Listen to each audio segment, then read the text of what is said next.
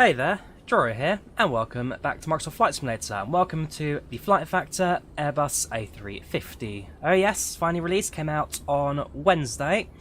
Small technical difficulties here and there. Of course, I tried to stream yesterday, didn't quite go to plan, so trying once again, hopefully this time with a slightly fresher reinstallation of the aircraft. So yeah, the Airbus A350, in this case the 1000 model flying today. British Airways colours on a flight from here in Toronto-Pearson International to London Heathrow. Flights of about 6.5 hours. Yeah, so very excited to fly this aircraft. Now that I've had a chance to kind of sit down, play around a bit more, and kind of get more used to the systems, should be a pretty good flight overall. And just touching wood now that we actually get to Heathrow, or at least make it more than 17 minutes of flight time, unlike the last attempt, which didn't quite go to plan. Welcome, Alec. How you doing? Welcome to chat. Hope you're keeping well, mate. Let's jump in the cockpit and prepare this aircraft for departure. Welcome, Lee. So, first things first, we'll get the external power on. That internal leads to the batteries. Yeah, so, early morning here in Canada should be pretty good flights. Right, crew oxygen supply on, emergency lights we shall on. Logo lights to auto, nav light position to, strobes to automatic. That's all that's perfect. Right, our switches to nav. Jump down to the FMS. Just quickly confirm that me navgraph and everything is set up correctly still. Not that, sorry, third party. Yeah, cool, that's all still in, that's perfect. Right, so first things first, jump down to the FMS and start getting this aircraft aligned. So if we, we go over to the initialization, we're going to pull a company flight plan request. We're going to import everything straight from SimBrief, makes our life a little bit easier. Then we should go through a flight plan, check everything one by one. In the meantime, if we go over to, it's going to be the EFB, go to ground. Going to request refueling. It's going to be by Menzies for British Airways. And we're also going to request boarding. So get GSX to do all of that. So the aircraft is fully integrated to GSX, which is very good, makes it a lot easier to kind of just selecting everything from the menu straight from the airplane. Means everything lines up quite nicely as well. While that does that, we'll jump over to the low sheet page. We will import again everything from SimBrief, but we won't do it right away. Back to the FMS. Company flight plan has been received. We're going to insert everything straight in. Speedbird Flight 99 from Toronto to Heathrow. Our alternative is at East Midlands. Company routes, that's fine. Alternative routes, don't have an alternative route. We could do one later on, but we should be okay. Initial cruise level 370. Cost index of 20, and everything else looks pretty good. We can also import the winds as well, so rather than having to manually plug in our wind information throughout the flight, we can just click everything in straight. Feedback at this plane, we'd prefer to do shorter routes, and you can't dedicate. I mean, the A350 does do some shorter routes. I mean, the shortest route on an A350 was Helsinki to Heathrow. That's 2.5 hours on an A350 during the summer, so not a bad little option. That. Interestingly, it hasn't pulled up our wind information. Hopefully it's going to work. If not, then we can just do it manually later on. I'll go back to that later. Right, initialization.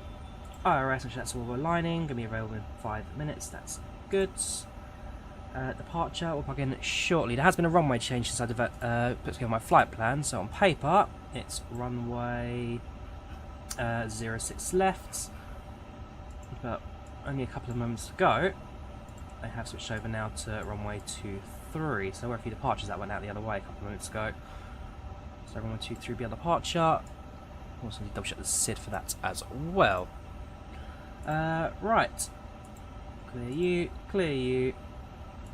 Did it ever pull the winds? I don't think it did, so that's fine. Right, if we go over to the flight plan.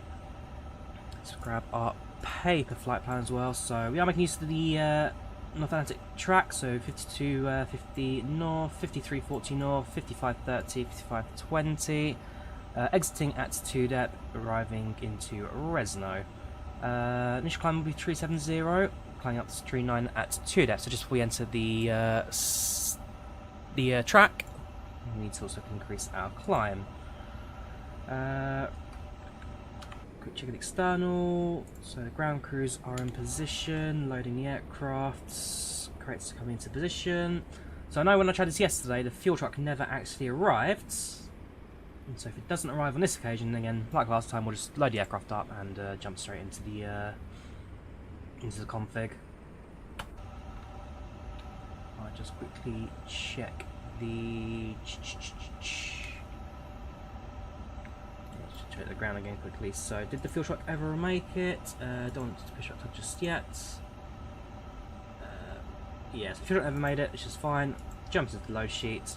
We'll import everything from SimBrief. Set 0 fuel weight and set fuel. Perfect. So 299 passengers. Yeah, cool. Right, I can hear the hear the passengers moving. So we are going to now load up the pack side of things. Toronto to Heathrow, speedbird 99, cruising altitude 37,000 feet, flight time 6 hours exactly, and departure is in approximately 29 minutes. A350 1,209 passengers, aircraft has got Wi-Fi entertainment. It's not a massively loaded aircraft with empty seats on board today, but should be good nonetheless. I've got British Airways boarding music. Just going to make use of flower duets. Airways safety briefing, the old style of flower duets. Can't beat it. Flower duets, safety briefing and boarding, always the best for British Airways. Yes to snacks, yes to meals. Customs card is done on arrival but not on departure to the UK, and also done at the terminal on the aeroplane. The flight number does not continue. With that, passengers will now start boarding the aircraft, and we'll continue with our configuration. Jump over to fuel and loads. That's the wind information. I don't want that. I want fuel. Cool. So 0 fuel weight is going to be 189.19. 189.19. Center of gravity is going to be 26.36.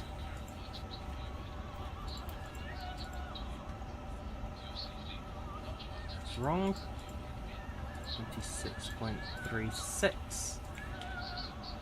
Block fuel on board today is 41.4.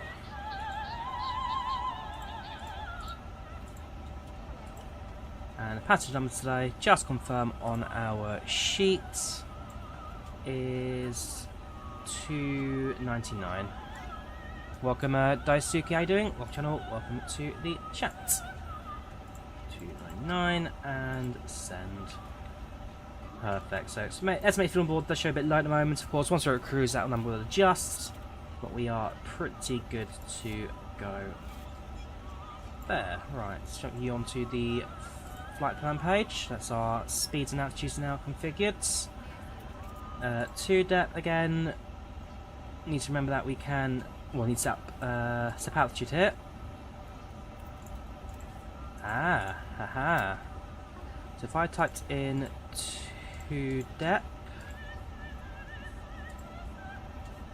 and altitudes 390.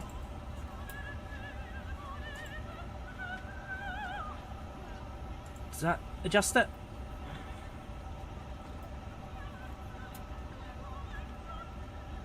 No, it didn't do anything. Okay, we'll just manually climb it later on then.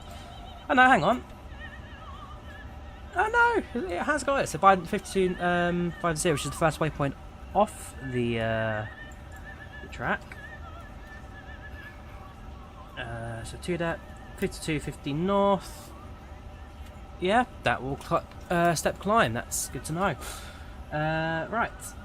And then of course the fuels are going to change that, so 2.5, which is a far nicer number to have. Not the best, but again, that'll adjust as the flight progresses. Right, so that's our flight plan now configured. Needs to do our departure now. So if we go to departure information, so it is runway 23, that's the active. And our SID. So initially it was the Verdo 7. It might still be the Verdo 7. So I now know how to actually access the scroll menu. You could scroll down to the bottom.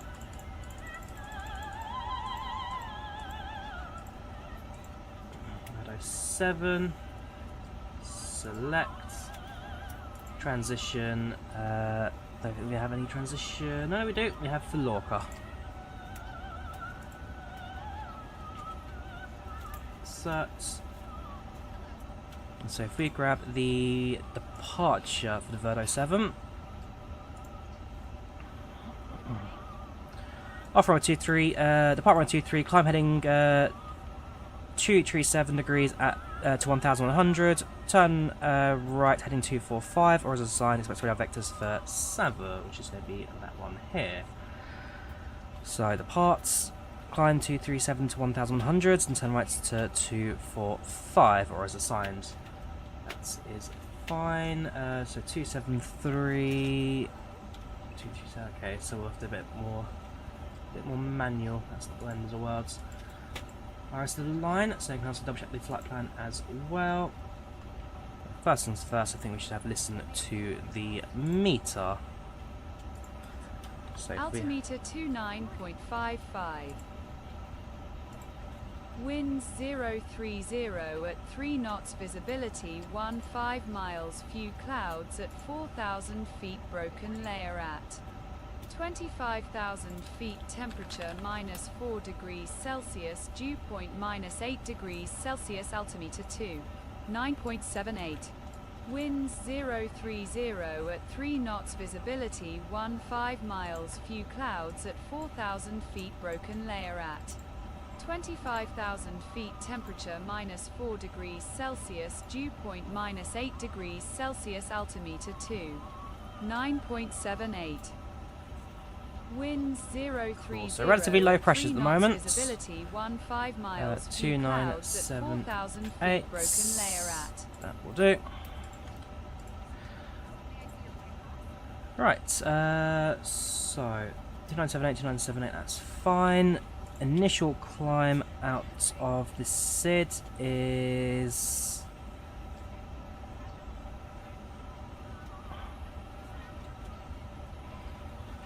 So there's nothing depicted on the SID, so this just says, so climb to 1100, turn right, and there's a sign, so we will probably, go down a bit. So the sun's slowly rising over Canada.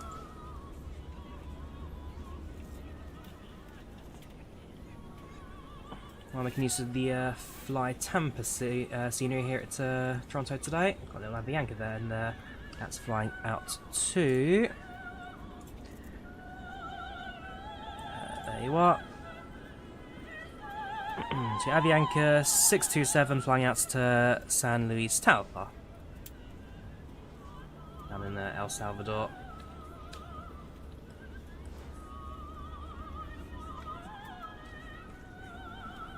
Gotta say, it's a beautiful looking aircraft this, the FlyLive A350. Systems wise not too bad. Audio I must admit, in my opinion, a little bit flat in some areas. But overall, I have enjoyed my experience with the aircraft so far. A few things here and there which I'd like adjusted, but for example, not crashing when you touch the FMS in flight. Other than that, there's not many complaints I've got with it just yet. Oops. So do a quick check of the flight plan, make sure there's nothing glaringly wrong with it. So we climb out, do the manual routing before making the turn. Step by step, make sure there's no issues with flight plan, everything connects up quite nicely, and then at this point is our approach into London, if we're bringing our final waypoint. That is fine.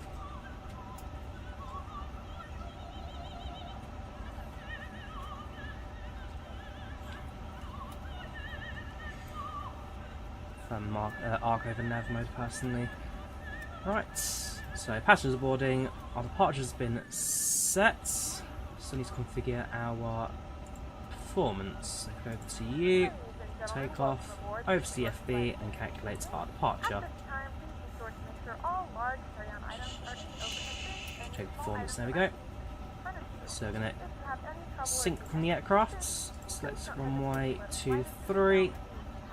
Sync the weather information and aircraft information and calculate our departure. So V1138, rotate 140, V2146, flex temp 63, flaps 1 for departure, thrust reduced at 1500, and everything looks good. So 138, 140, 146. Please make sure that you are able and willing to perform these actions. 138. If you're not, please let a flight attendant know so that way you can be received. 140. Now's the time to get out any last-minute text messages. 146. We ask that once we depart from the gate, you put away any last it's not toga, it's going to be a flex, sorry, of 63.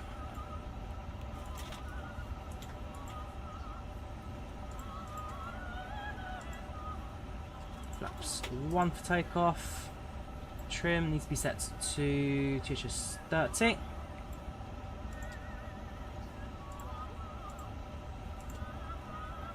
Packs to be on. It's a -4 at the moment, so we're definitely going to have the anti-ice on for engines and wings. And that is our aircraft configured. So, leave you on the flight plan, you in the takeoff configuration. We're just waiting now for the last 2 passengers to finish boarding the aircraft. Once they're all on board, we're pretty much in a state of ready to depart. We can look at the cabin, which whoops.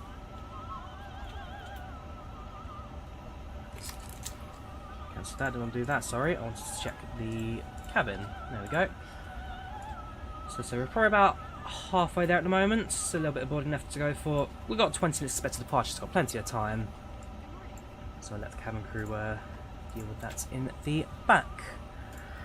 As for taxi, nice and simple. I'm going to push back on to... I suppose I don't actually have Volanta running yet. Probably should start Volanta.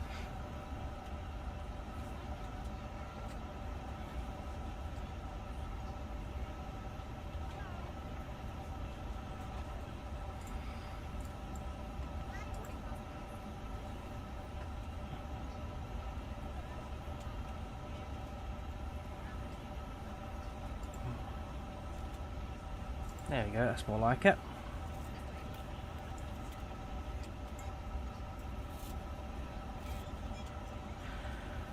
Cool, so pushing back, we're going to enter onto taxiway Delta, right Alpha, continue down Alpha to Hotel, and then Hotel onto Quebec for runway 23.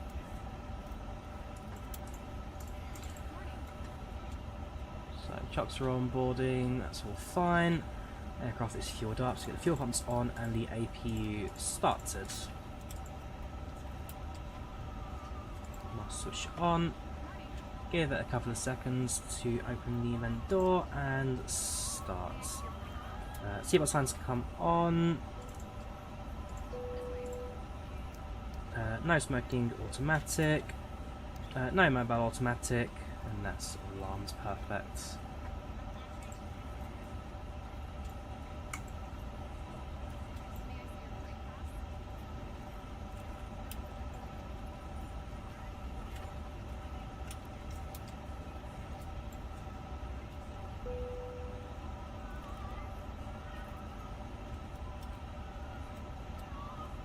The display brightness slightly, it's a little bit on the high side, just don't need it that much.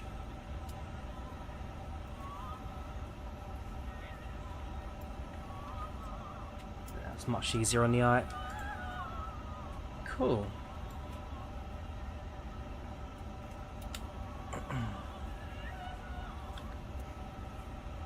APU bleed on.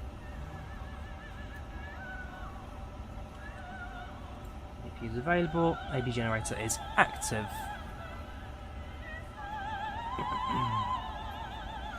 Any warnings? So destination fuel on board is a little bit on the low side, 2.3. That'll be fine as the flight progresses. External power is on, parking brakes are on, seatbelts are on, no smoking, no mobile. ADSB traffic is on, and APU bleed is running. That's the AP. You can hear the aircon in action now, so we'll switch off the external power. Head over to the ground menu, do it on this side. There you. Right, so ground power unit can now disconnect. Leave the chocks in place until we're ready for push and start. What about the A350? It's a little graph here. It shows you what your estimated climb is supposed to be as the flight progresses. So initially up to 5,000, fairly shallowish climb for 4,000 increasing. Hard at 5,000, although probably end up continuing beyond that anyway later on once we get ourselves on the routing. And yeah, that's everything all accounted for.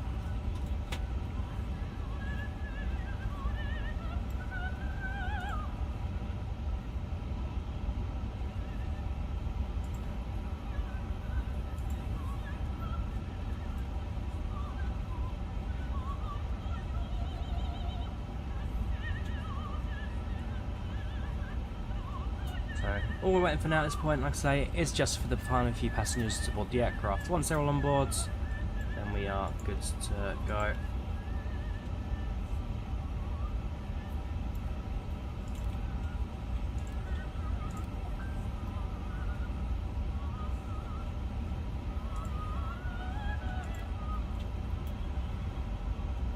Should put a D to the course sign as it's delayed.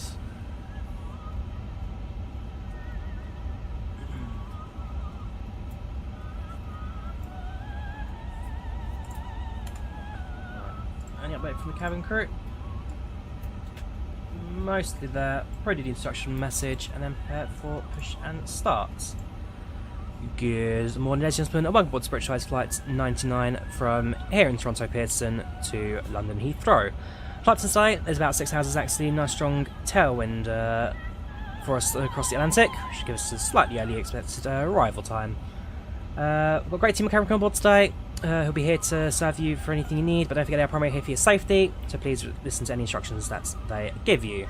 Weather in London right now, showing fused clouds, but mostly clear sky, around 11 degrees centigrades, and a little bit of wind coming from the north, but otherwise we'll give an update on the weather when we get closer to our destination. Once again, thank you to British Airways, and we sit back, relax, and enjoy your flights.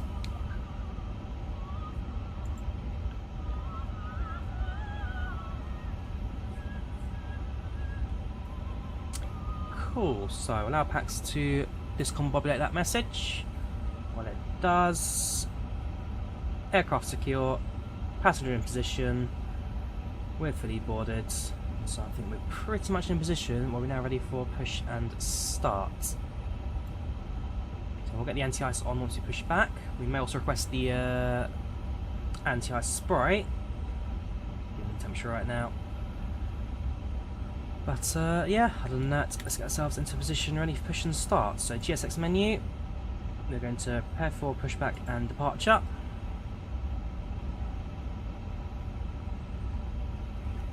Good morning, do you ladies and request the ice gentlemen, and welcome treatment? aboard Yes. Flight 99 with service to London Heathrow. Our flight time will be roughly 6 hours.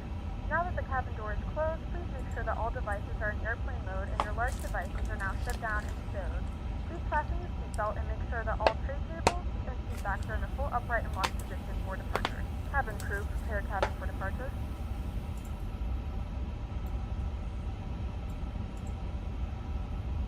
Give PACX a moment to stop listening to us.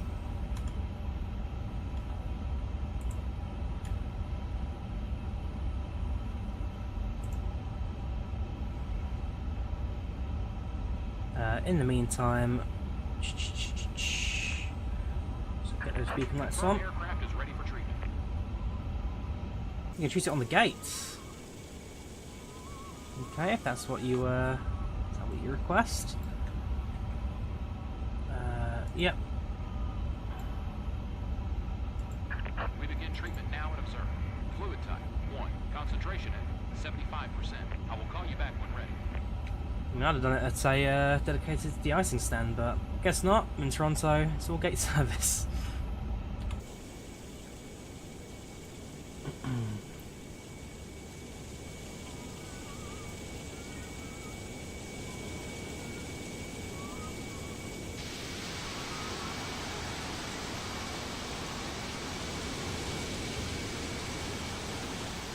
Given the size of the A350, this could be a little while.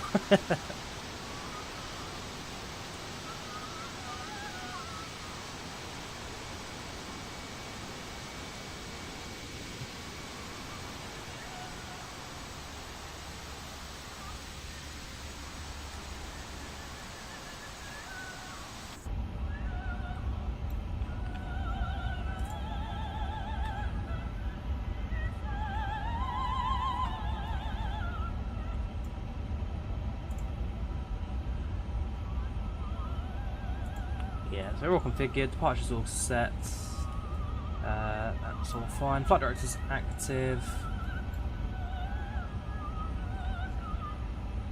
There's not really much else I need to do apart from sit here and wait for the aircraft to... Good morning, let's just put a whiteboard to British Flight 99 from here in Toronto-Pearson to London Heathrow.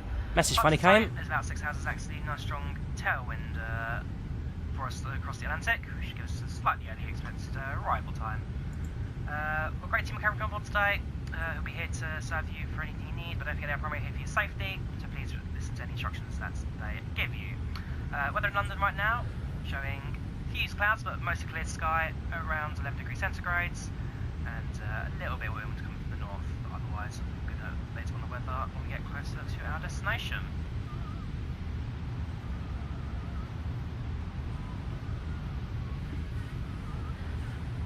Cool, so passengers have been given their welcome.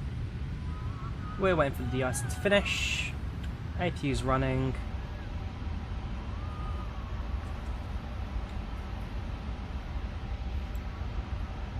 Okay, 296 passengers. So we lost 3 of them, have we? 299 it should have been. Gate 180. No idea what that says.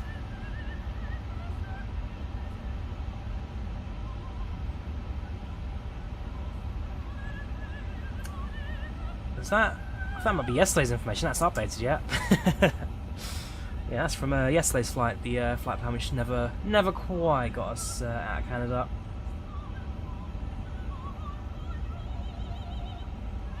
Yeah, kind of regret choosing de-icing now.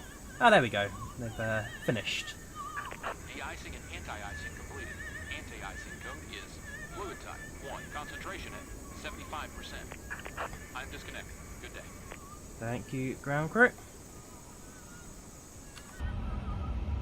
Cool. So when the pushback instruction comes up, it's going to be to the southeast.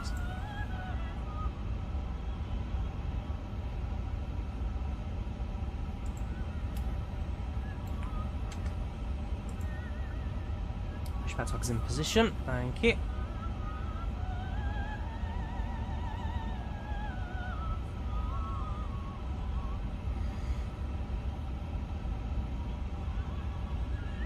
Tunes to... Due to icing conditions, please stand by for engine start until push completed and brakes set. Tunes to Unicom.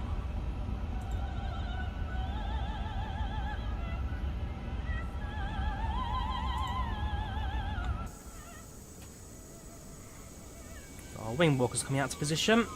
Wide aircraft A350, so always useful to have them for any obstructions there may be. A bit more on the right, on the left-hand side than the right.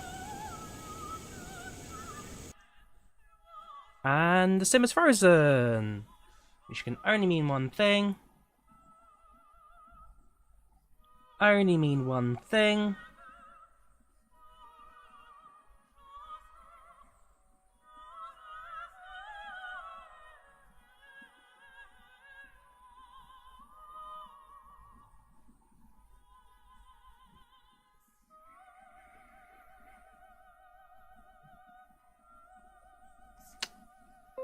Thank you, Fladuet.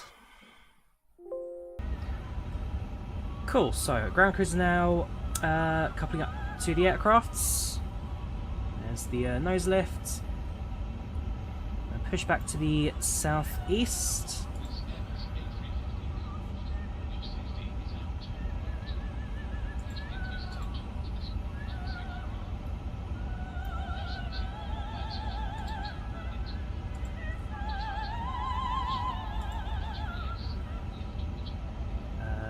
Thank you. And facing southeast. Alright, parking brakes released. Let's get out of it. So we won't start the engines up yet until we get out the gates. That's fine. Just have an extra minute or so to our engine startup time. And off we go.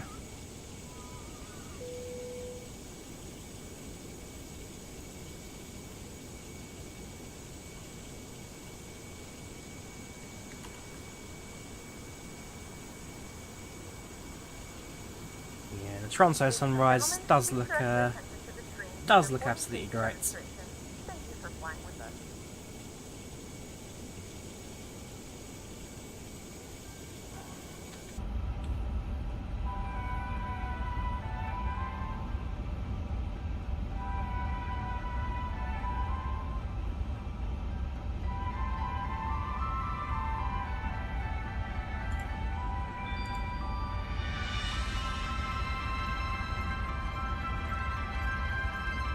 Yeah, it's good to be back, March up.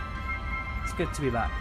We're using 2024 Genzi, but I must admit, my patience with it is getting very thin. We're now going to explain the emergency procedures on this British Airways aircraft. The captain and the crew are here for your safety. It is important that you pay attention and follow instructions carefully. First, check your seatbelt is securely fastened. Insert the metal tag into the buckle and tighten by pulling on the loose end. To unfasten, simply lift up the metal flap on the buckle and pull apart. You'll find the seatbelt sign in the panel above your head. When it's on, you must fasten your seatbelt. We'll provide extension seatbelts for infants. We suggest you keep your seatbelt fastened and visible during our flight, even when the sign is off. Your life jacket Parking is either brakes beside or sets. underneath your seat. To use it, take it out of the container and place it over your head. Pass the tapes around your waist I have heard new and tie BA them announcements. securely in a double bow at your side. I prefer the Place classics. your life jacket when you leave the aircraft. We will supply life cots for babies and life jackets for children.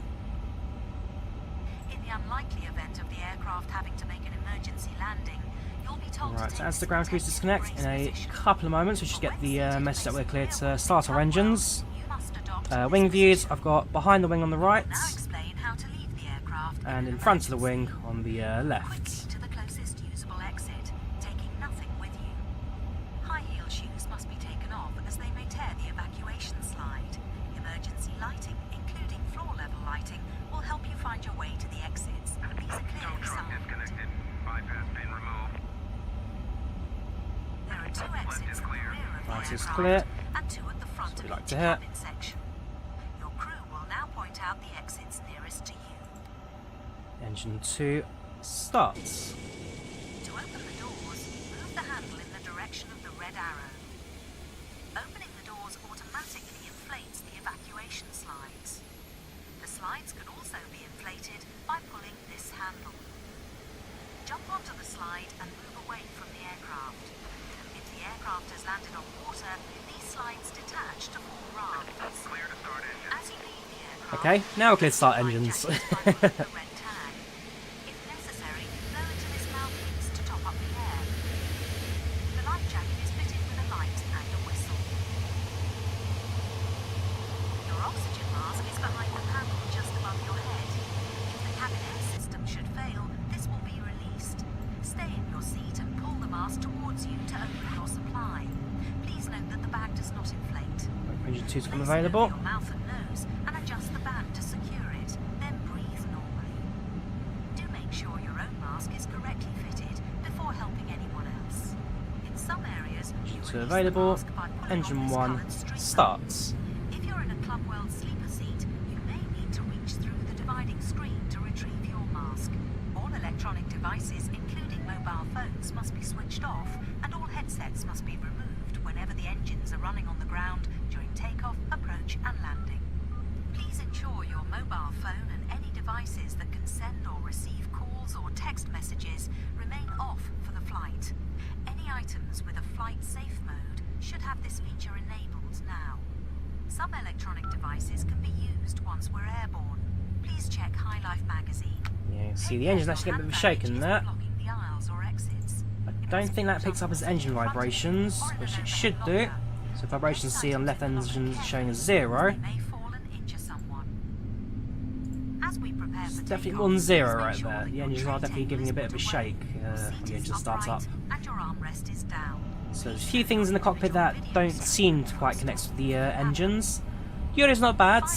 In my opinion, a little bit flat at the start up, but If you have any the audio's certainly there. please ask your crew. But beyond that, systems-wise, not looking too bad. It's got all what it needs. Just the FMS seems to be the king of all things that crash. Alright, engine 1's available. AP come off. Engine started to normal.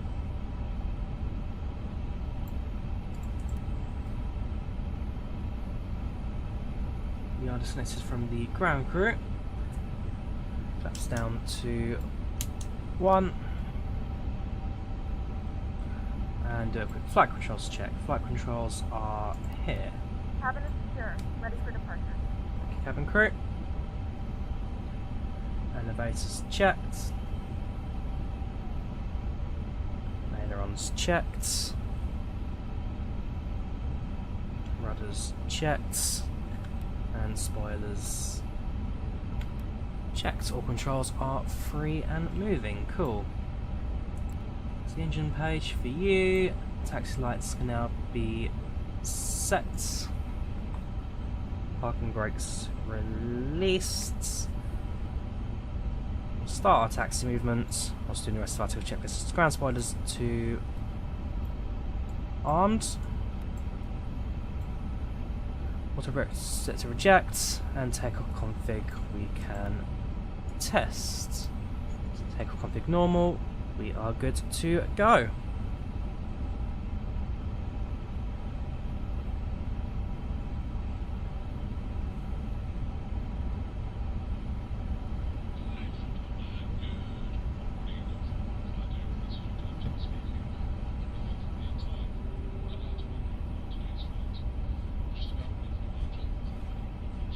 So we're going to make a left and cut across onto Delta.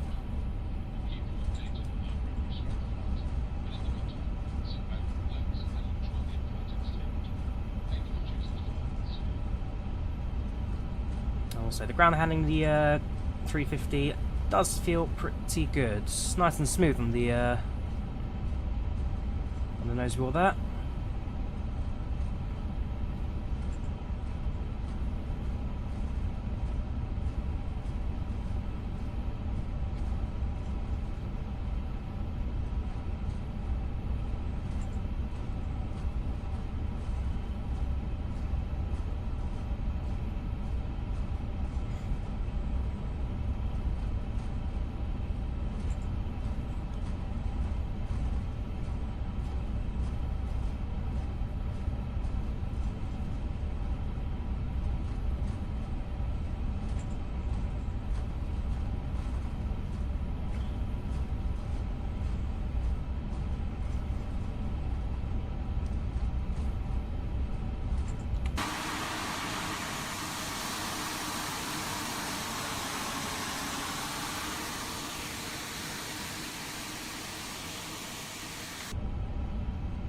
Right on Alpha.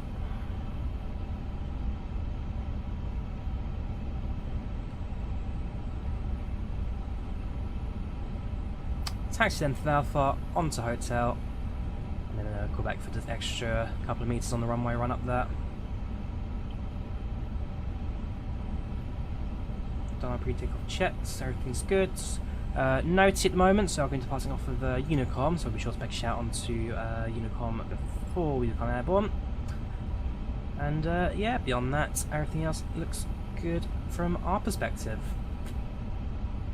So about 6 hours to Heathrow today. Hopefully get a bit quicker than that, given that we've got some pretty strong tailwinds across the Atlantic at the moment. Does mean that we get a little bit of a boost when it comes to our airspeed across the pond. Mr. Martini, good to see you too. RBS, welcome channel, welcome to the chat, and welcome aboard our Airbus A350 to London Heathrow.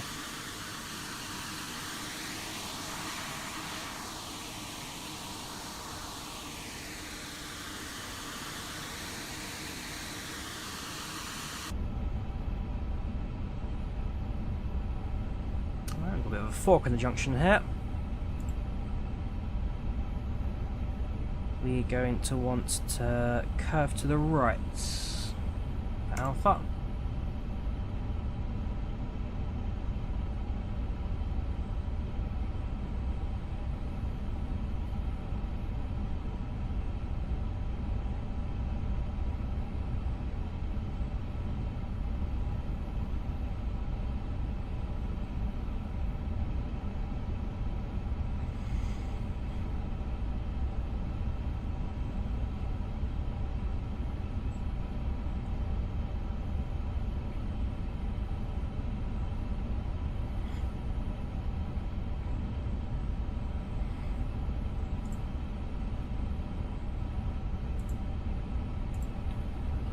Departure again one more time. That way got the reference point here. So runway heading to 1100, and then turn right to 245, or as assigned. So as assigned, that presumably be then we get routed into Savoie.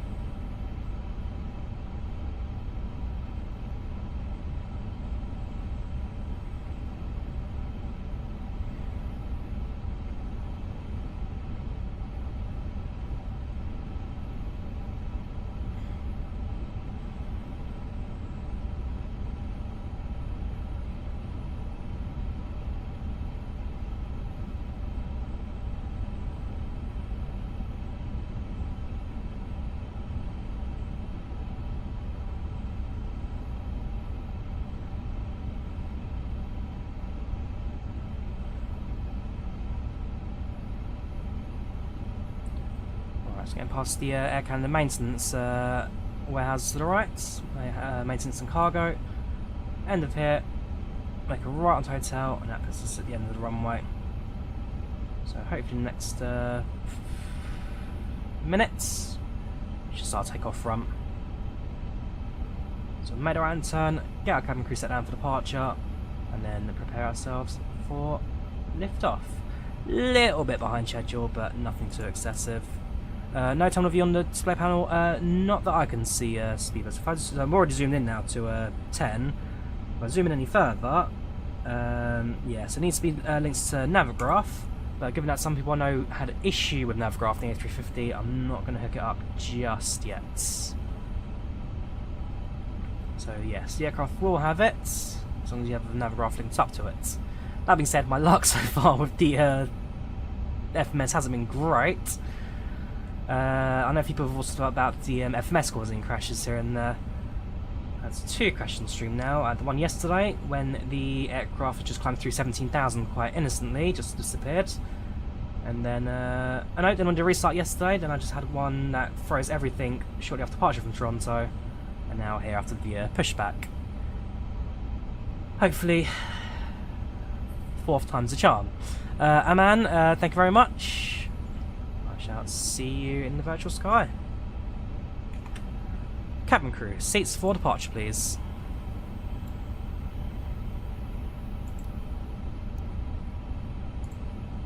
Cabin crew, seats for departure, please.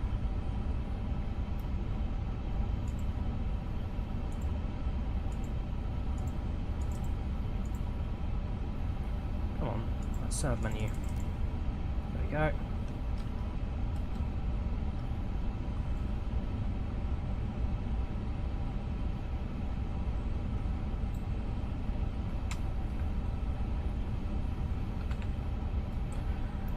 Transponder on TR right.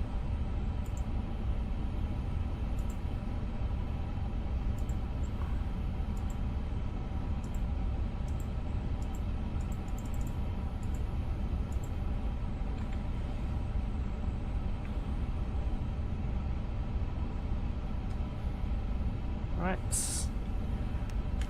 Toronto traffic, this is Speedbird 99 departing runway 23.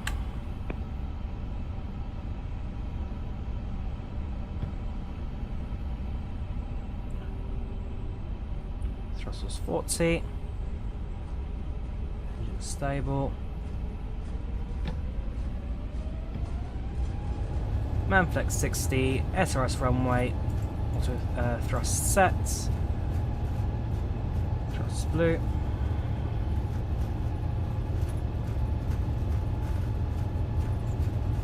80 knots. Hundreds.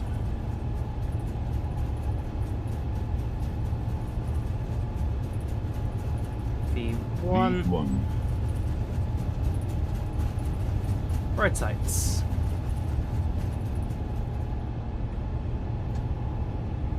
Positive rate of climb. Gear up.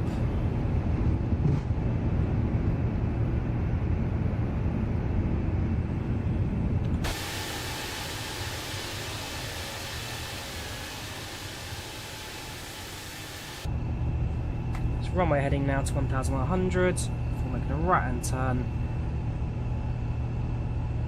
245. Throttle reduced to climb.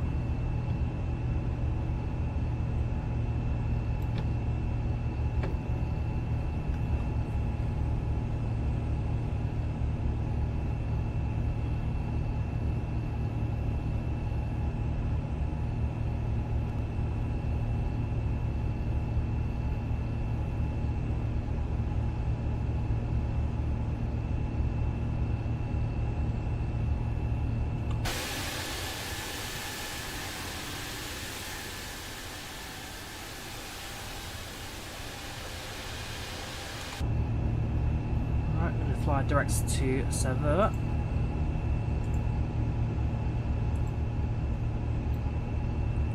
Autopilot take command.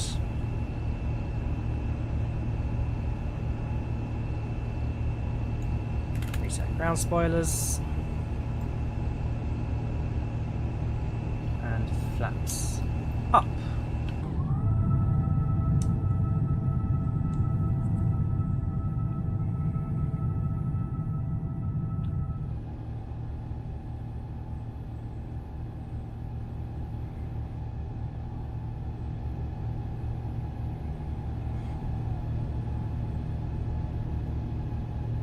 Next stop, London Heathrow.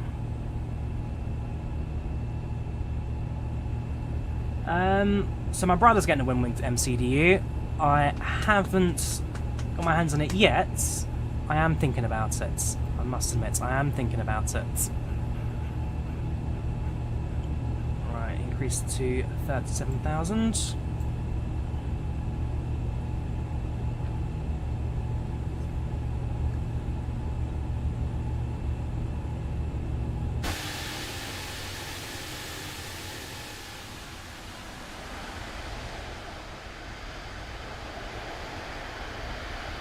Very shortly, left-hand standard takes us over the city of Toronto, albeit a little bit high cloud cover, probably won't be able to see much. How am I liking A350? When it works, it's great. When it works, it's absolutely fantastic. Although, I am admittedly having a few minor hiccups here and there, where it crashes to the desktop rather unexpectedly. That bit's annoying, but when it does work, no real complaints. A few things here and there that I wouldn't mind being tweaked, but for the most part, it's a 350, it flies, it does the job. Frame rate wise, I must admit, I am quite surprised it runs very smooth. Even to externals in the, on the ground, kind of looking around the terminal, it looks pretty good from there. So, yeah, for the most part, no real complaints. Just got to hope that we get to Heathrow without it crashing the sim. It's my only real issue so far. It keeps crashing the sim. That's the worst you can have when it comes to bug on an aeroplane. Other aircraft can fly without a problem. Other aircraft will lag a bit. This one crash. Graphics 24 DLSA TAS. I'd use DLSS. Dale using DLSS. I'm actually using the AMD DLSS. I find it has less ghosting than the NVIDIA version. Cockpit camera on the A350, so there is an offside button here, which doesn't really do much apart from shows you the grounds. Put it on the slides. Otherwise, like I say, I am still new to the A350. So if I click on the taxi button there, it doesn't really show anything. There probably are some other cameras here and there that I can click on, but nothing that I've personally noted right away. Personally.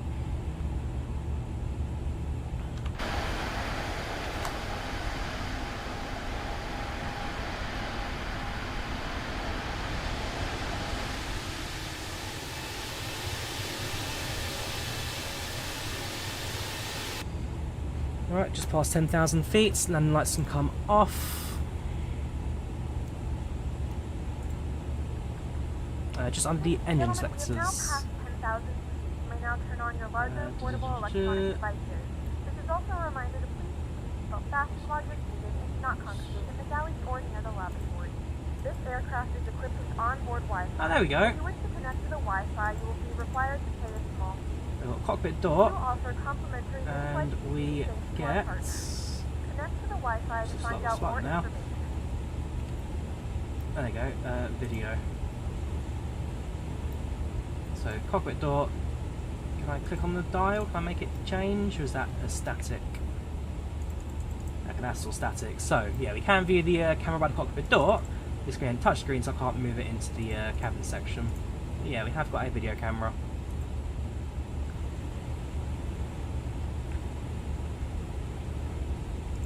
Yeah, I get what you mean there, Carlos.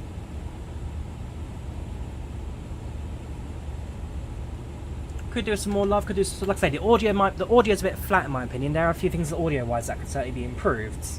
I know that the guy behind Phoenix, they said they're going to do an A350 themselves, when this guy announced they cancelled that project. But he mentions that the engine startup's not actually real. It's kind of a script engine startup, as you can see. I mean, I spotted out the engine vibrations. The engine vibrations just sit at 0. The engines do shake a little bit during the startup. So there is work that needs to be done.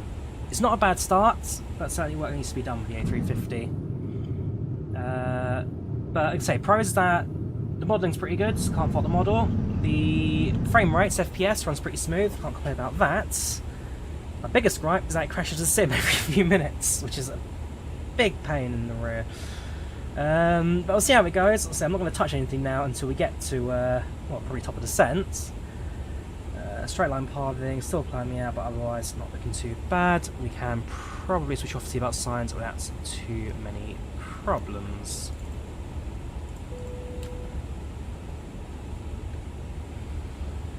Speaking of the cabin, let's go through.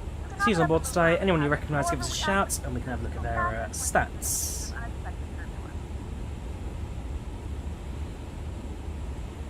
A mix of British and Canadian names on board today.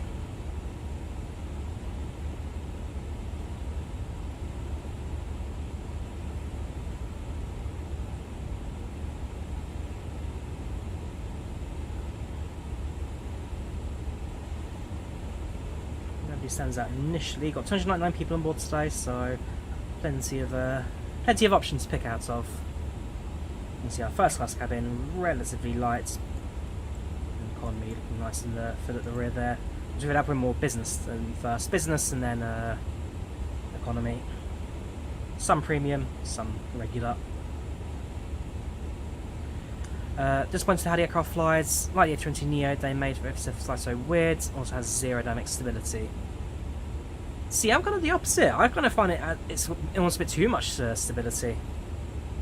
It's very light on the controls. That'll be the flyby in action. But if anything, I find it runs pretty flat. Yes, EasyJet Sim Pilot released a video. I did watch that. Yeah, to clear out the what do you call it? The pre-scripted folder thing. I can never remember. It's like M call or something like that. WMAS.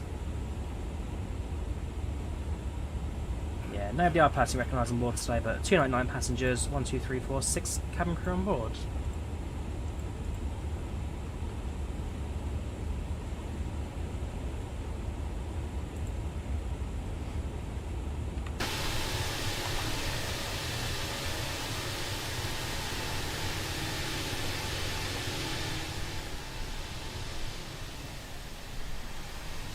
So, quick look at our flight plan.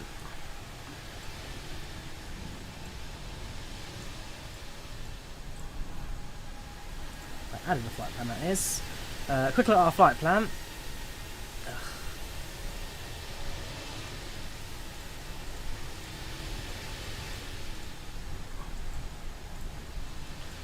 So, departs out of Toronto. Heading over Montreal and exiting out by Newfoundland. across the Atlantic, entering over the Republic of Ireland, cross Ireland, over the Irish Sea, just south of Liverpool, in fact not too far from Llanfair, Volanta Studio, near Bangor, that's it. Long space in the UK, that. Over Stoke-on-Trent, across Birmingham, and then into London.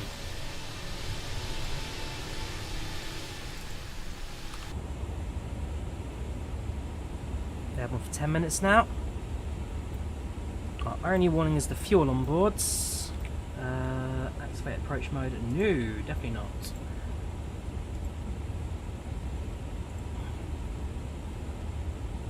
So landing is estimated 1.5 tons, which should be alright. That's going ahead. No idea what that means, but we'll ignore it. It feels okay, but the flight directors cause oscillations that don't feel right. Yeah, I can see where you're coming on with that. I can see where you're coming on that. Passing 18,000, sorry, didn't reset the altimeter. Yeah, I can see where you're coming on with that. It's not the straightest flies in the world. It is slowly accessed. I'll give iniBuilds the opportunity with that. It is slowly accessed, so still a bit more development, or a lot more development to come. But I guess time will tell with the A350. Time will certainly tell. Passing through 23,000, flight level 230. Just under 6 hours to Heathrow. We'll see how that progresses, the flight goes on. Which software are you looking for, Fino? Which software is it you're looking at?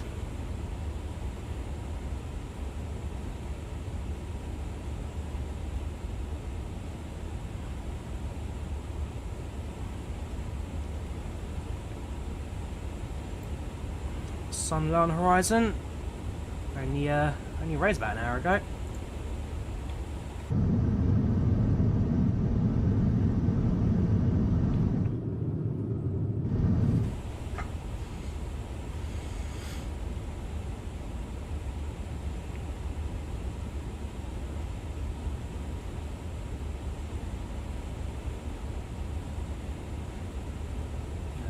Continuity. I'm hoping that's not going to be a massive thing for us. Lorca. It's just Lorca into Lorca. So if I delete one of the Lorcas and then distinct continuity, I'll just continue on as normal. Cool. So that's continue from the SID, and I think the rest of it was pretty okay. We input it earlier on. At some point we'll look at the Heathrow arrival. So at the moment we're expected to have runway 09 left on the Negron Hotel approach.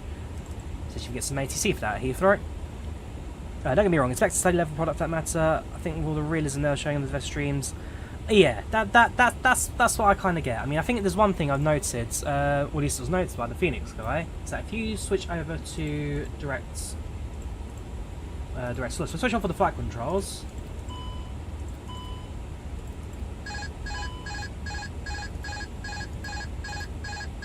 That's actually going to do it.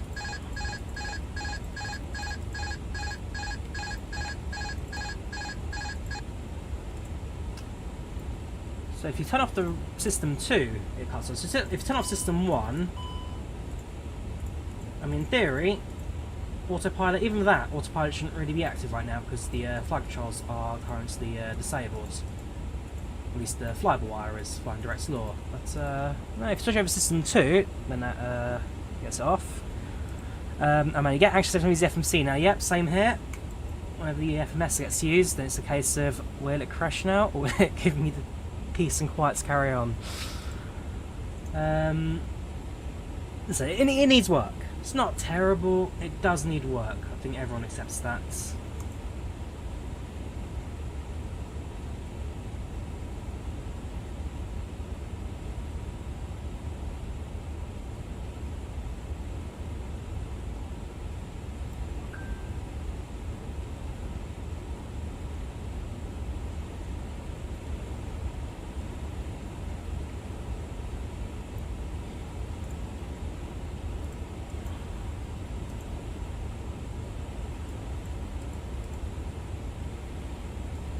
In terms of flight progress, Still early days, just out of Toronto, heading towards Montreal.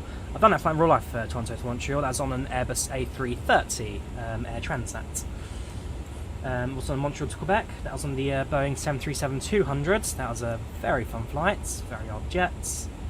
Yeah, Heathrow Tower's online. Yeah, definitely not going to get them later on. They're going to be long gone. That's going to be for no time at Heathrow. Yeah, so 8th of March is the RFE. We'll be sure to have a look at that in the calendar. And inbounds, right at the bottom somewhere. There we are.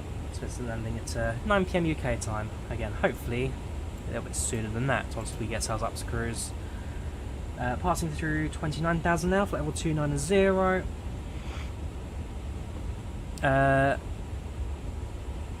You've seen that, stay tuned to your, but I turned my squawk to standby and it's still shown as TA only on the ND. Squawk is on standby, shouldn't have been shown. The script is very linear, not modular. The script is very linear, not modular at all. Looks like systems follow a certain scenario script each flight. And this is my first full flight in the A350, so once I get a couple of flights done, I'll be able to kind of get a bit more of an opinion on that, but I'll take your word for it. I mean, it's a 350, it does the basics, but certainly, like I say, from my point of view, I wouldn't mind a bit more than just the basics. But we'll see, it's early access, I'll give... almost lost the cursor there. I hate this FMS. Everything else works fine, just the FMS scares me, it really does. I was going to do something there, I've completely forgotten what it was. And that's it, I need to reset Tude app.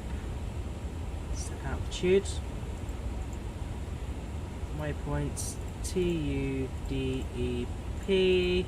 Enter. Step climb, flights level 390. And if I insert, so Tude app. Step climb. Level 390 by first waypoints.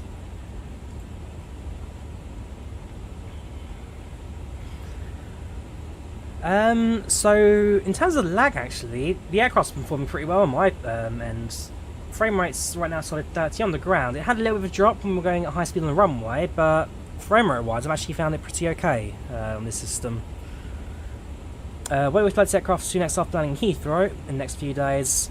So, I know there's an IVAO event on Sunday for the A350, so I need to pick a route for that. I haven't decided on that just yet. That will be decided probably tonight or tomorrow. If I'm in the mood for a shorter flight, then of course my first ever flight in the A350, well, that was a 900, which this year works quite nicely. So my first ever flight in the A350 was Helsinki to Heathrow, British Airways, flight 1337. And then I've also done a Malaysian Airlines flight from Heathrow to Kuala Lumpur, and that's on my way to Australia. So I've done 2 flights in the 350, both of them 900s. I'm sure at some point I'll find myself on a Virgin or British Airways. I've never actually flown Virgin Airlines, I need to at some point. I'll probably find myself on an A350s when I go to America next time, if I go to America again. Bit of a wild case, the United States at the moment. I love visiting America, but I could never live there. Alright, not too far off of Ottawa now. Let's go fly to the south of Ottawa, the Canadian capital. We're nearly at level 370 to 37,000 feet. And then let's say, once it gets to the Atlantic, step up to 39,000. That'll be our final cruising altitude for the rest of the flights. Yeah, frame rate's one of the things where I had too much of an issue. Don't worry, by the time we get to the end of our, like I say, this is only a 6-hour flight. This isn't the longest flight in the world to do, but when it comes to setting up the approach configuration to Heathrow later on, I am going to be panicking. So 59 to Cape Town, nice route to fly, very long. So YouTube's got a stream limit of 12 hours. If I stream for more than 12 hours, it just cuts off the end of the stream. So my limit for any flight can only be 12 hours. Okay, this is right on the edge. It's 11 minutes 45. So basically, as long as I configure the aircraft in about 5 seconds to get to the runway. I might be able to breeze that at 11:45. So I need about half an hour of configuration on the ground, plus delay for when the sim inevitably crashes. I remember I did a flight when 2020 first came out. I did a flight from Frankfurt to Santiago. That's the longest flight in the 747-8 Lufthansa. Flight's about 14.5 hours.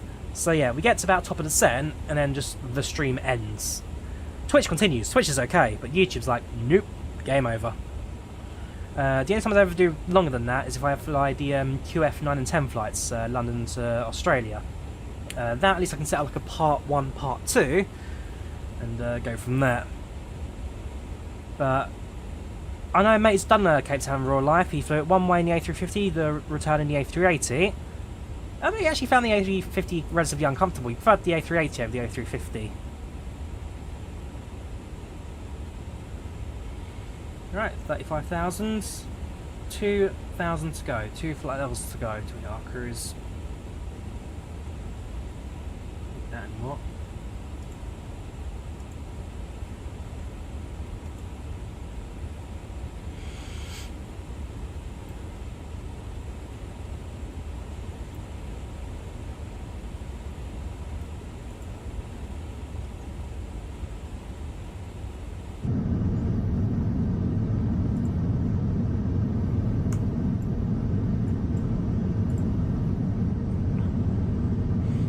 See the engines there actually vibrated quite a bit. This current output. That's so yeah, that's a shake in an engine. That's a lot of vibration for an engine. If I go over to the engine page, yeah, I'd see. In my opinion, again, I'm not a trained pilot. I can't really say, but that definitely looks a bit more than 0.1.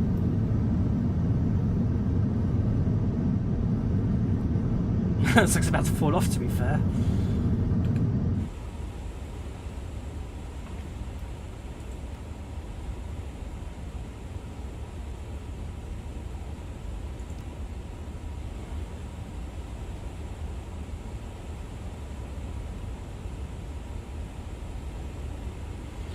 Well, while we're here, nice little keyboard there mounted to the sides. That's going to be a little engineering panel. Don't think it's going to do much. Yes, let's plug something into this and it does something, but that's not going to work. Right, if we exit the cockpit, let's have a little tour of the cabin, shall we? So we've got toilets, which do open. Toilet does flush.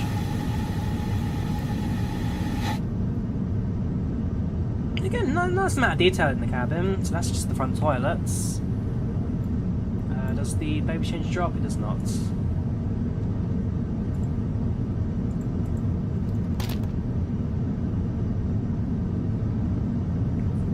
So if we continue, we now find ourselves in the galley area. A couple of coffee machines, stowage, trolleys full of meals and duty free. That was a curtain. Open the curtain to move it. Jump seat for the cabin crew. Right, find ourselves through business class. This won't be first class in the A350, so not British Airways. Find ourselves through first class. There's no window shades, I don't think, so you can't click on anything down here. Overhead lockers don't open. It's all modelled, all detailed, all looks pretty good. And that's it's 2 by 2 by 2, but 2 by 2 by 2, 1 by 2 by 1. So it's a bit of a mix, but you do get. Well, I guess that considers counts as 2. Yeah, every row has a window. Well, you got a full window or like a window and a half. So we go through the midsection here. So this is just the exit front of the wing. Again, more storage, more boxes, more everything here. Storage cabinets. Through. Ourselves now in premium economy, so again 2 by 4 by 2s, wider seating, bigger screens and slightly better amenities. We'll go further back. then into just regular plain old economy class.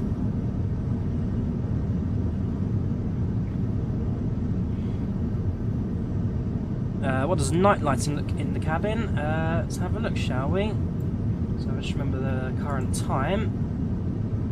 So it's 7:52. So in the cabin, night lighting. So you've got some pinky, glowy, spacey effects. Screens light up as you'd expect. It's not bad. It's not bad. Ooh, so you've got some no phone, no smoking, no devices. So I believe the seatbelt sign will get affected. So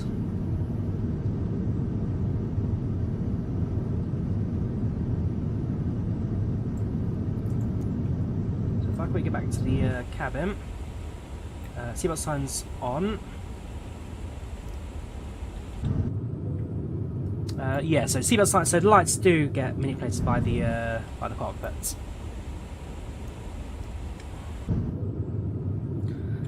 You're alright, it is quite similar to the Virgin, to be fair, with the colour scheme and the little star effects on the roof. I've never been on Virgin, to be fair. So I've said it for years that one day I will fly, but I've never had that opportunity just yet, but at some point I will give a Virgin a trip. Rear galley area, nice and large, fair amount of space, all pretty good. Time for tea, probably will be soon. Let's say curtain click. So this will be so that's crew luggage. Looks like a ladder. Yes, it is. Up to the crew rest area. So this is where the cabin crew will go for a rest during the flights. So you've got 1, 2, 3 bed areas at the back. We can step into one of these. Got 2 in the middle, and then 3 at the front. To be fair, probably one of the coziest parts of the aircraft. Because if I recall, so at least British Airways, their 787s don't have a crew rest area. British Airways never fitted their 787s with crew rest areas. But certainly the A350s will have them.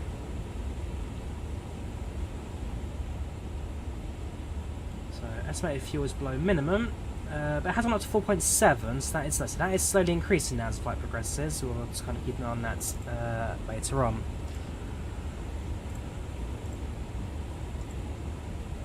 In terms of our arrival, yeah, it's about 8 PM UK time we're estimated to land now, 8 PM. So I'll leave the aircraft now to cruise for a little bit.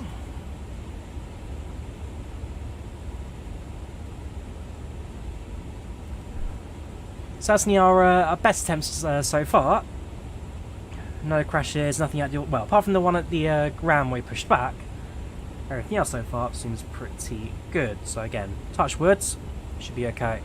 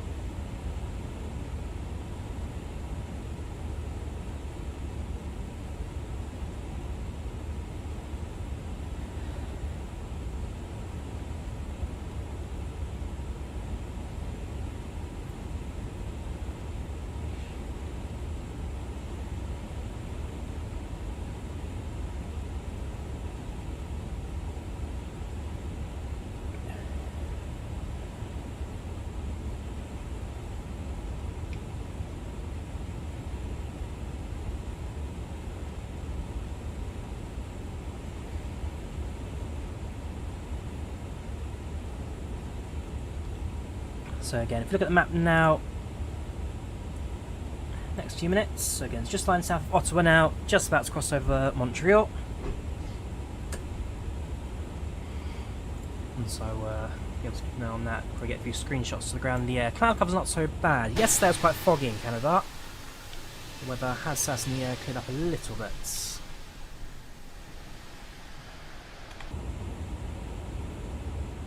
My Xbox controller giving me some forced feedback there. It's detecting some rumble. Not sure where it's coming from.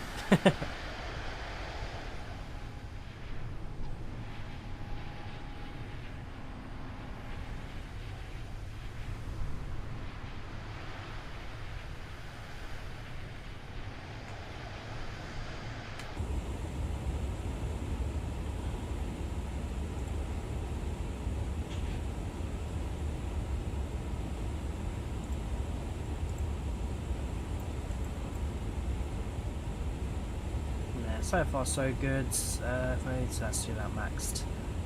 In approximately, well, 47. About 2 hours or so, should the Atlantic. That's when we're going to step up climb to level 390. I'm recruiting their first round of snacks and drinks. And that should do us quite nicely. In a few moments, we'll be starting our in-flight service. We will be serving complimentary drinks and snacks. Please look in your feedback for our list of complimentary and premium drinks. Premium drinks are available for a small charge. If you wish to make an additional purchase, please note that we only accept credit cards.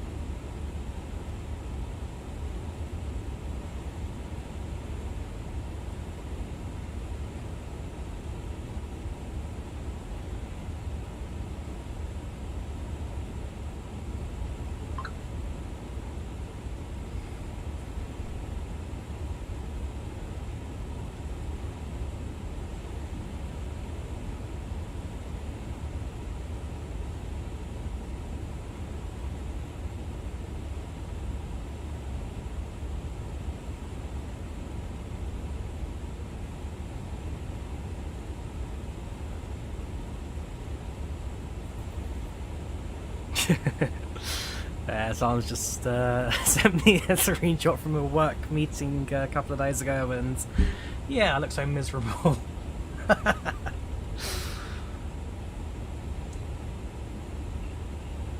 on, give me 2 minutes and give this video a watch. Stand by.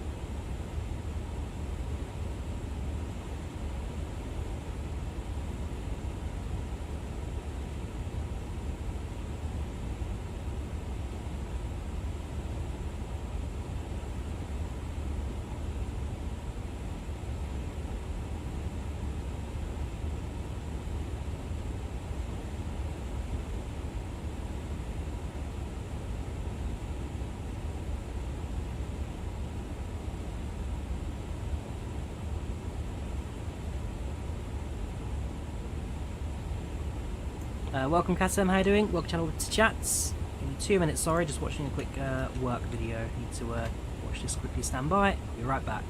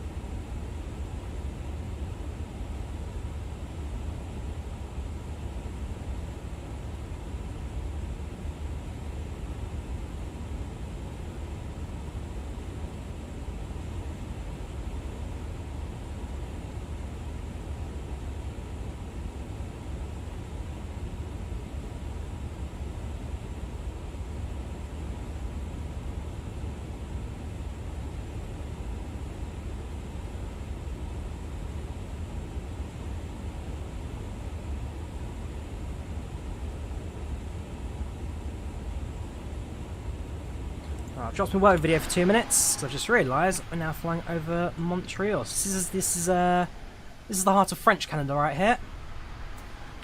To be fair, when I went to Canada in 2023, I actually kind of preferred Montreal over Toronto. I don't know why. It just seemed a bit more. It's a bit more homely over this end. The people here felt a bit nicer.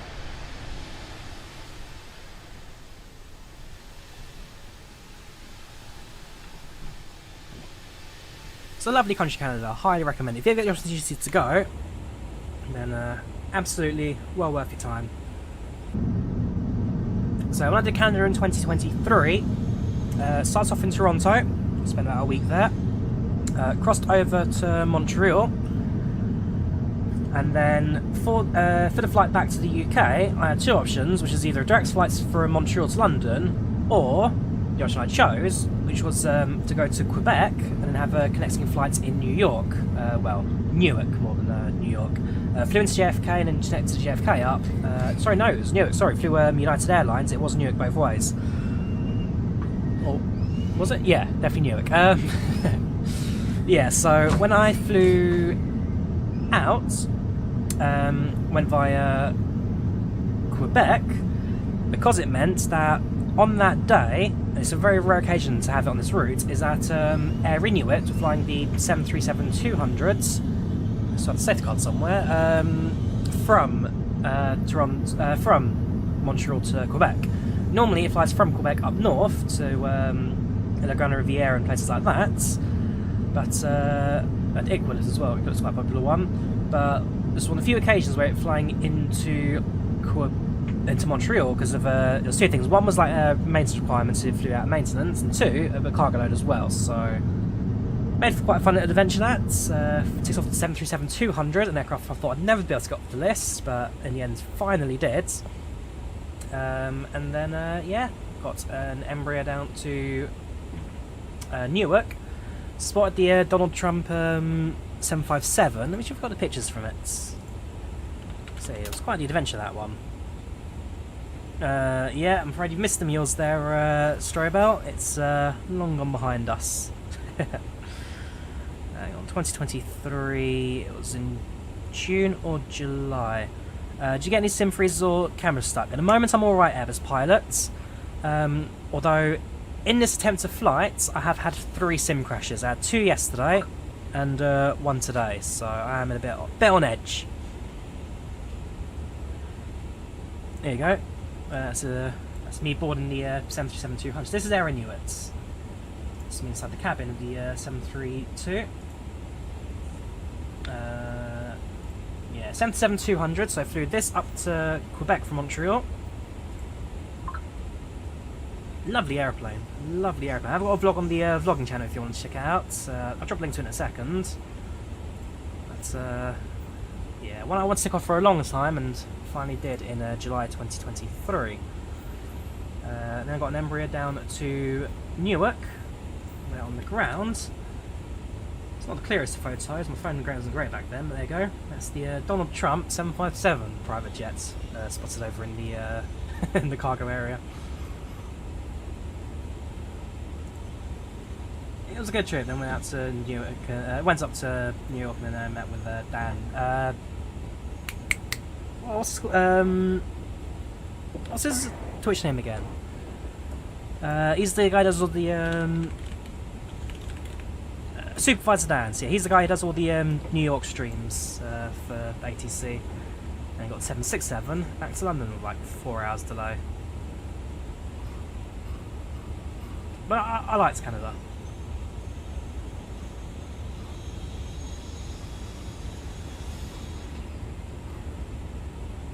Toronto for you.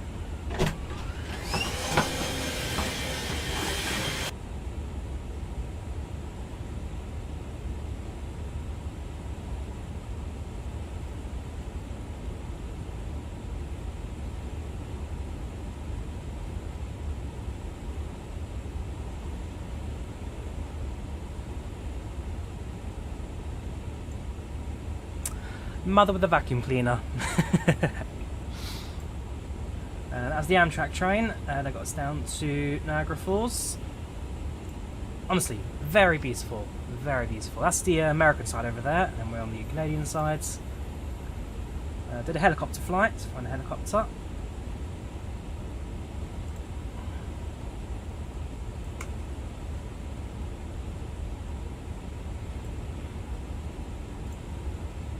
Someone's doing works in the in the cockpit. That's just ground crew. Yeah, Google Photos ain't the quickest loading. If you want to check out the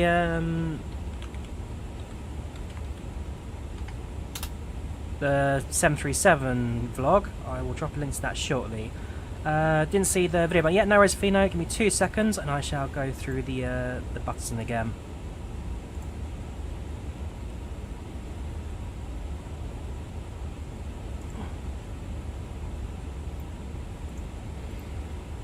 There you go. So this is flying the 737-200s in Canada.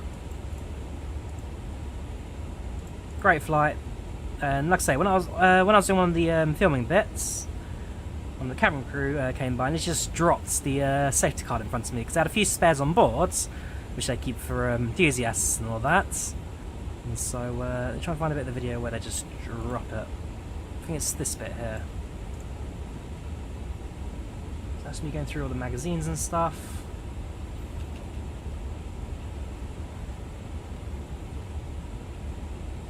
I never remember the guy's name. There's also another guy who was also quite interesting. So he's... Oh, there you go. He says, let's say.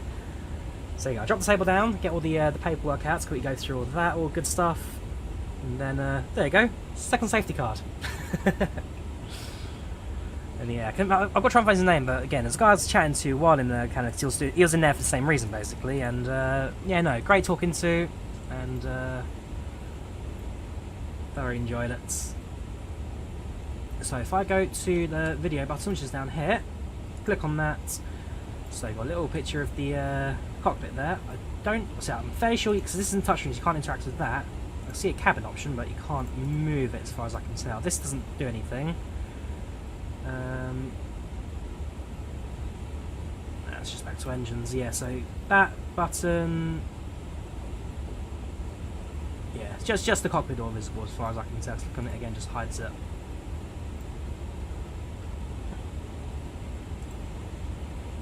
iniBuilds A350. So the biggest one is that interacting with the FMS has a 50% chance of crashing the simulator, which is quite a big one. Other than that, it's not so much there's bugs with it, it's just that systems-wise isn't particularly heavy at the moment, and that a bit more work needs to be done for the systems, like I say. So direct doesn't quite work as it should. At least it keeps autopilot active when it shouldn't do. Engine systems seem a bit off, especially vibration-wise, just doesn't detect any vibrations. There's a few things here and there. It's not so much that it's bugged, it just needs more work done. A bit more love for the A350. And like I said, of course, the FMS, 50% chance of crashing the sim. Passenger tour, this is TFDi designed pack, so it's a pay-aware add-on. Never fly without it. Great little tool, shows you your passengers on board the flight, gives them all names, stats and all that. So for example, Adrian Watson's 28-year-old male, travelling for business, they're fairly happy right now, not hungry, a little bit thirsty, not tired, and this currency got signed on. I've turned off see what they go. So for example, Jan Smith, 52-year-old female, travelling for business, content, a bit thirsty, not hungry, and see what's currently off. You've got 7-year-old Iker Rukik, travelling for leisure, so I presume that's going to be like a family holiday there. So basically, it gives you your passenger stats, you've got your cabin crew on board the aircraft who do all their services. Options to interact with passengers, so you can tell them... Whoop. Okay. I had a heart attack there.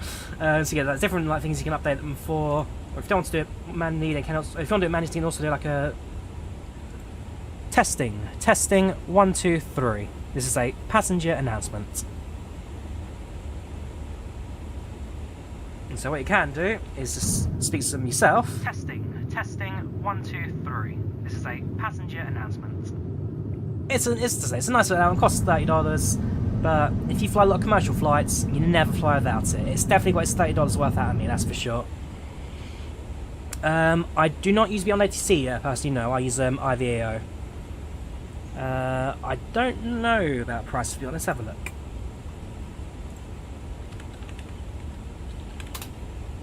So beyond ATC is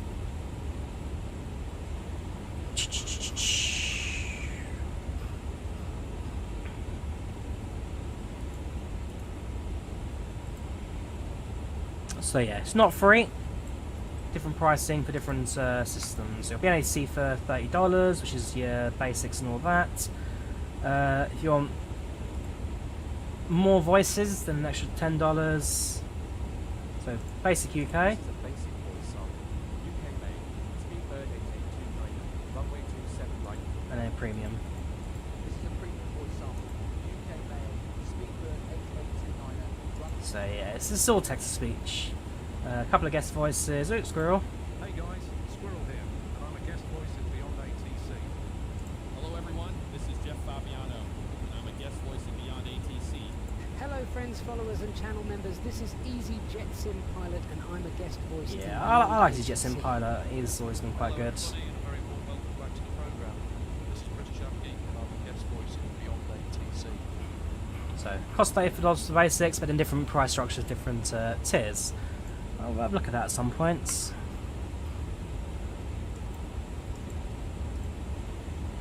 Alright, now let's get back to my little work video. Back in a couple of minutes.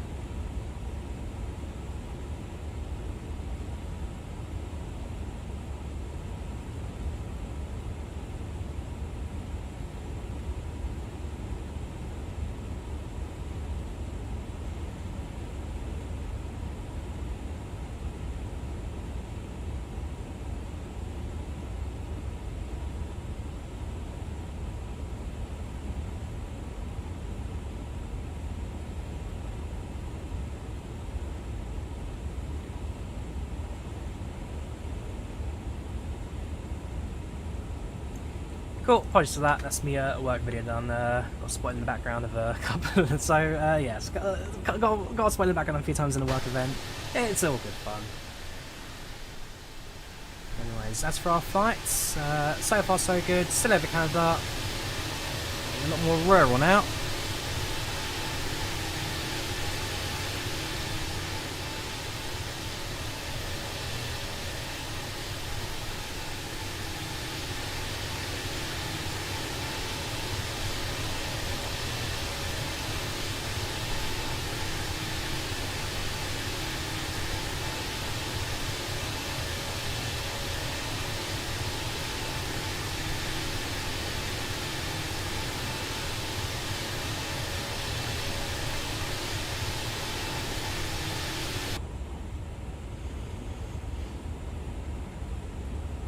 Flight progression's good.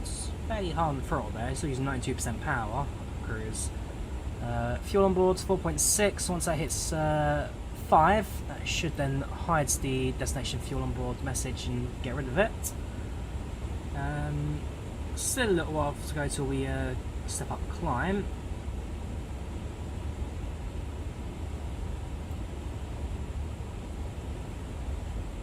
Yeah, so about an hour or so till we step climb up. I guess over to the Atlantic. Winds right now, nice 69 knot tailwind, so making a bit of a boost. Ground speed of 573 knots. That's actually far better than expected.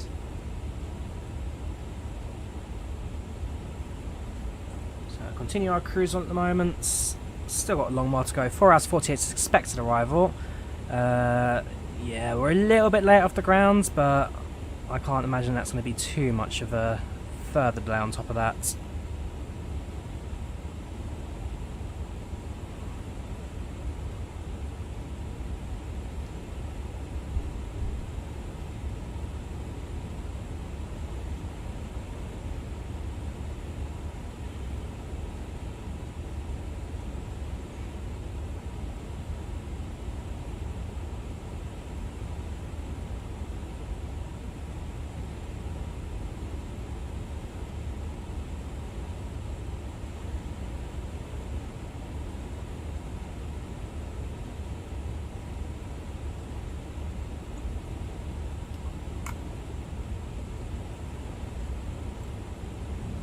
See, like I say, moments like this where Flight Sim 24 works absolutely fine, it is gorgeous. It's just a shame that this can be a bit rare and far between sometimes, 2024. Shame, because let's say, moments let's say, it can be gorgeous. The platform really can be gorgeous.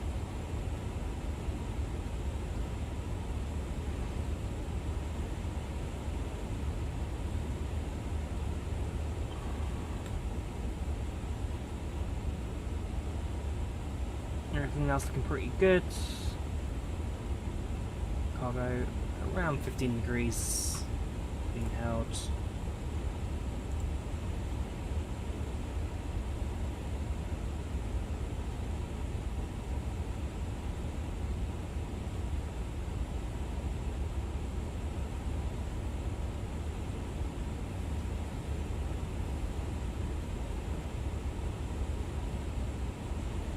Airborne now for an hour and 4 minutes as we progress. Can you get GSX passengers? So, at the moment the answer is no.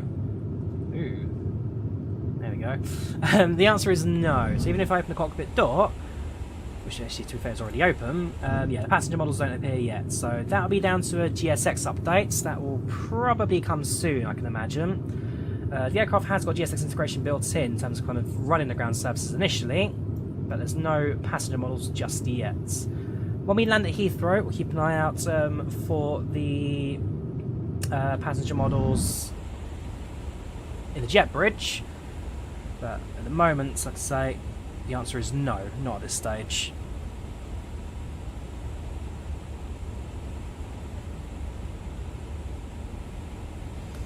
I guess that's in this time where GSX picks up the slack. Let's give us the cabin model within the system it. Yeah, it's 351,000, so this is the longest of the A350 family.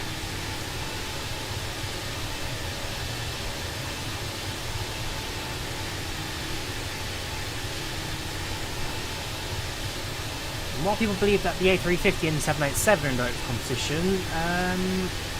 Not particularly, it's more the A350 and the 777 that compete one another. 787 is more of a long-range, medium-sized aircraft. The only 787 that really competes against the A350 would be the A350-900s and the 787-10, which have a similar capacity. But now, if you want a competition, so you've got the A350 paired up with the Boeing 777.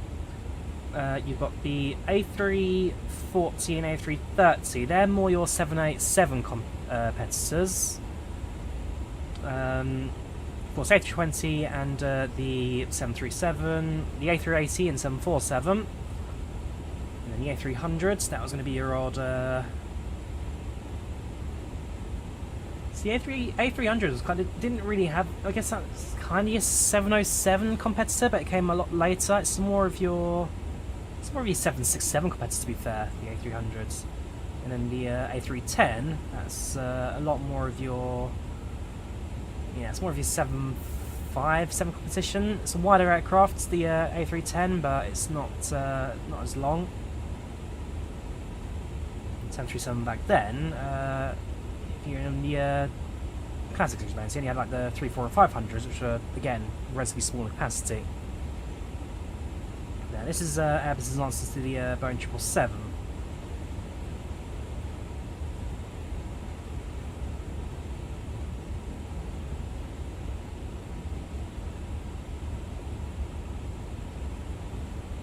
With the A350, you do get a lot of variety when it comes to routes. It predominantly has long haul, so like I said, I did Malaysian Airlines London to Kuala Lumpur with it.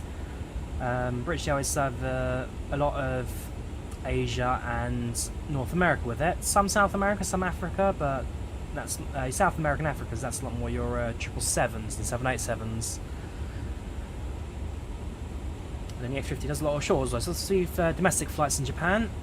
It does the, of course, the Finnair summer routes within Europe, so London Heathrow it will do, Amsterdam, Schiphol it will do. Saw one Finnair A350 in Gran Canaria 2 weeks ago. So yeah, the A350 is fairly varied when it comes to its routes and range.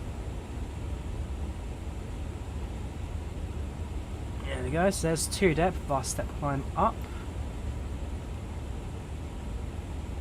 On the map because that's up to 160 miles range on the horizontal. Vertical 2 depth, you can see a step climb up there as we get ready to cross over the Atlantic.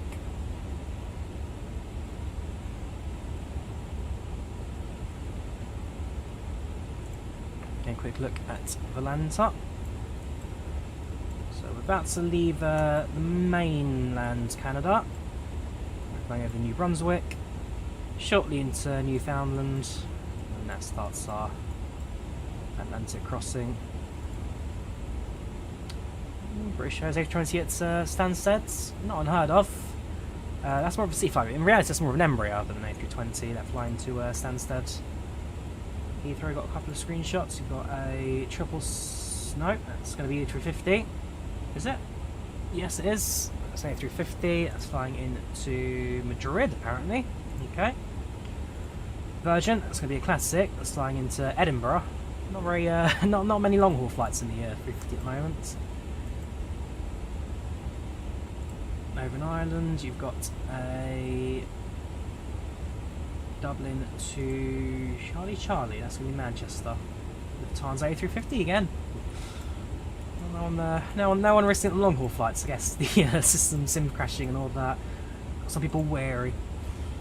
Delta apparently flying to Los Angeles to Detroit Metropolitan County, yes.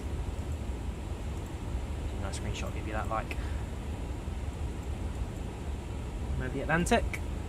British Airways, there you go, Gatwick to JFK. So that's 777 route, Gatwick. Is it 777 or is it 78? It's definitely not a 350 Gatwick to JFK.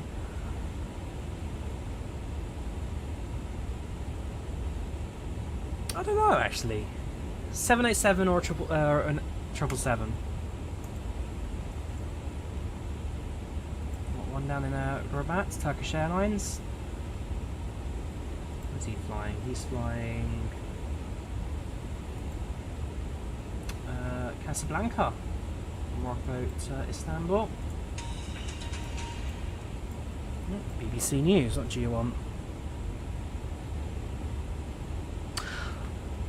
Oh no, that's actually quite sad. Skype is closing. Oh, that's actually really annoying. Whenever I'm abroad, Skype's actually quite useful for the international phone calls and all that.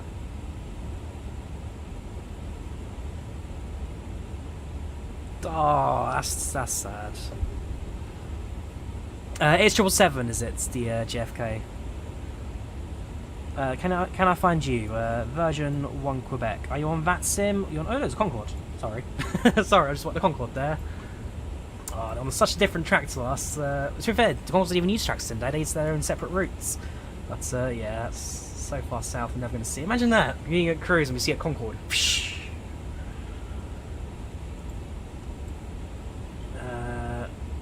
So Lufthansa, ASL, who are you? That is... Pretty sure that is. Speedbird 9 Lima. France. Air France. Air France. Yeah, I'm on IVAO, I'm afraid, so the answer is probably wouldn't be able to spot you because I'm on IVAO, not VATSIM. Pop aircraft down here, St John's to Morgantown. Cessna 414.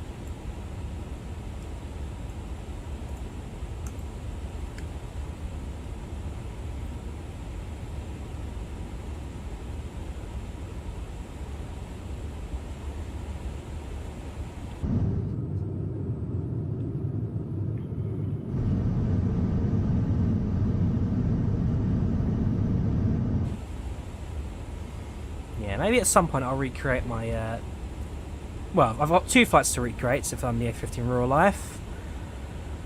So I've got my 2022 Helsinki to Heathrow.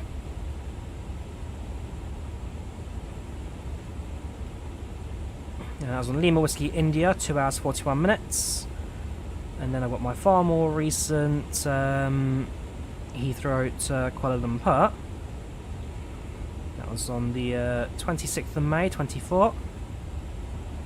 That was, again, that's 13 hours 29, so again, for YouTube streaming limits, that's a little more limited. You've got a photo of the Atlantic. Let's have a look for your photos, sir.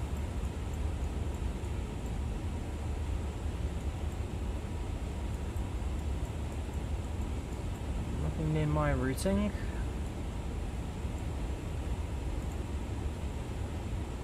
No, you're Virgin, not Delta. Yeah, Virgin 1 Quebec. Let's photo that. Ain't you? Took a screenshot. It's not appeared on the map. There's 2 years available. There we go.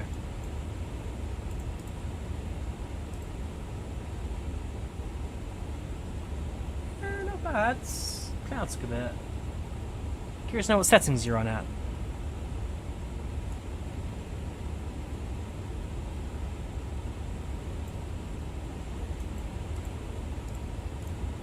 Nah, a little tip with screenshots. Good screenshot, but to be fair, you're probably using just standard diaphragm like this. Try and get yourself into drone cam. Get yourself a good little angle.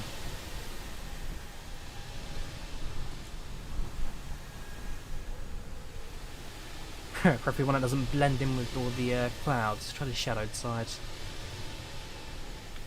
Yeah, I think the light side looks a bit better. Yeah, try and get yourself a bit close to the aircraft. Gets you more of a view. You're running all at medium. Yeah, I'm running more of a... What's his spec out of interest? Actually, while you're here as well, A350 guy flying right now, have you had any issues with the sim? Like, has it crashed for you, the aircraft, the sim, anything? System-wise, any issues? I'm curious to know. So I've had a few small things here and there. So I would be curious to know if you've had any issues yet with the A350. Let's say for me, when I use the FMS, there's a 50% chance that it will just crash the sim, which is the most annoying thing in the world. Beyond that, apart from systems being a bit early accessy at the moment, run smooth, but that FMS does scare me, I can't lie, that FMS does scare me. You notice I find IVAO more than that sim once you use IVAO. I just prefer the network, to be fair. Community's quite good, quite a high number of events, especially the X, I remember now because they've changed. It's not XU. So with the XU the UK and XA, which is the new American division. I think it's Canada and America split recently. Yeah, a few guys in both of those who I'm good friends with. So yeah, for me, the community's quite good. So can't fault it. So this Sunday is the IVAO A350 event, which I'm trying to fly on as well.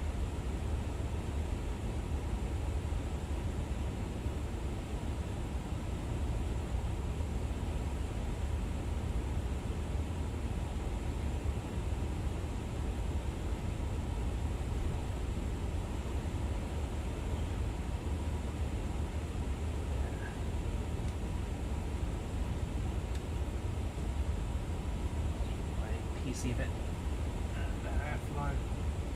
My hat's still on my computer. Keeps it nice and warm. Just reduce airflow a little bit.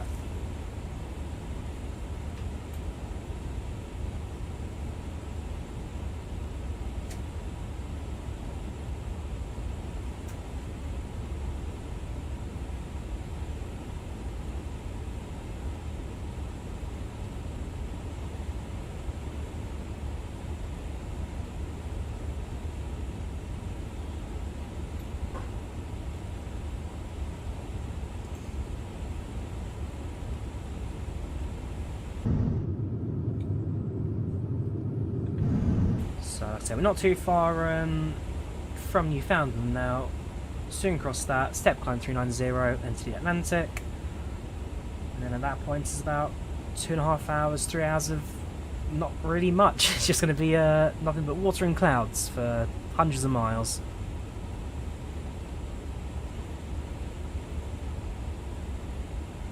I'm out of water now, so probably go get yourself a replacement. I'll fill that one up in a moment.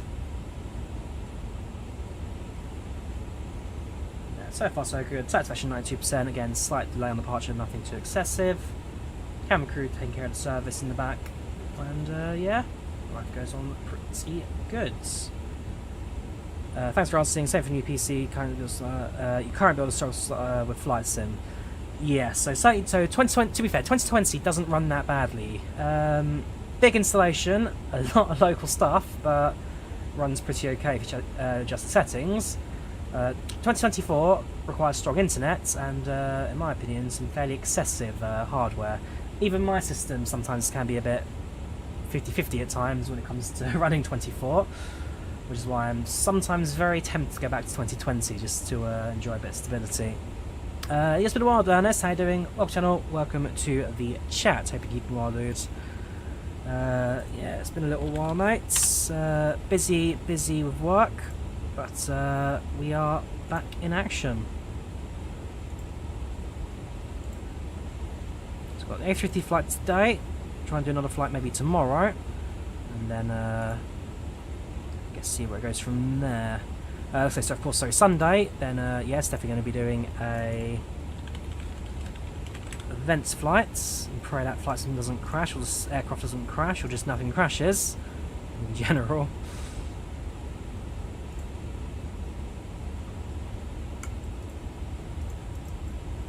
You've got fibre internet, so that's not a problem. You're going with Ryzen 7900. So I looked at CPU straight away, I think, yeah, not bad.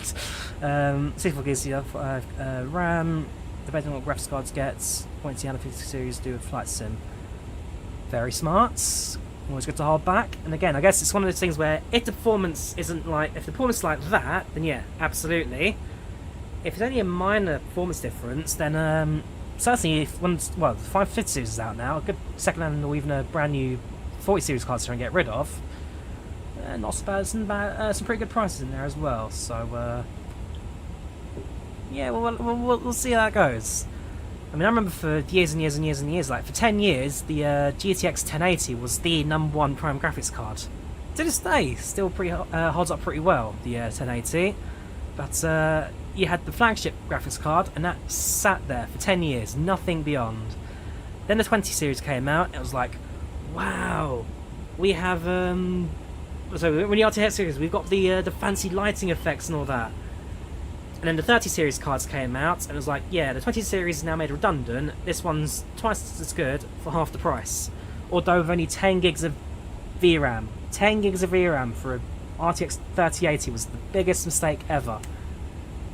If I look at my PC right now, please don't crash.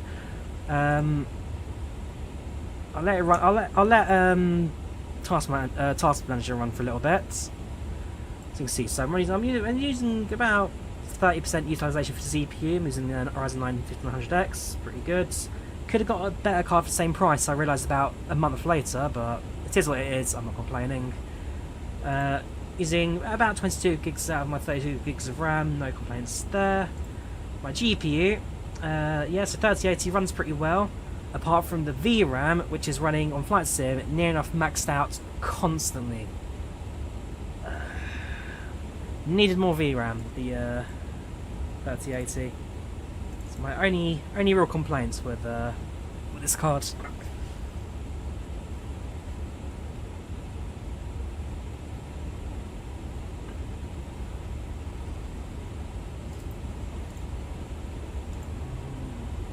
I've seen another streamer who's managed to play 24 with the 3060. Yeah, but what's his 230 my GPU temp's running about? 78, 79. Now that I've got a bit more airflow, it is. Yeah, the heat coming out of it. The case is still very warm, but the heat out of it is noticeably better.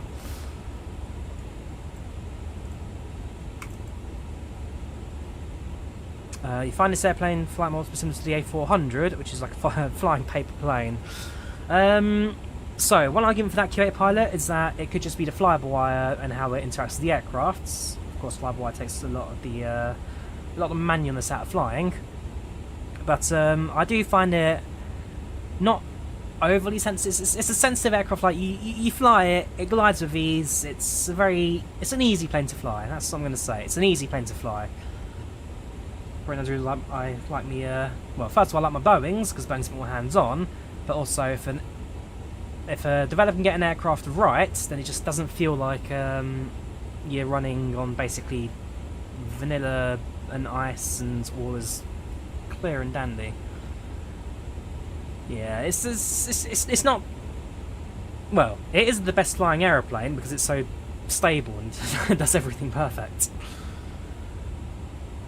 I'm running on a mix of high and ultra chicken fried. Running a mix of high and ultra on my end.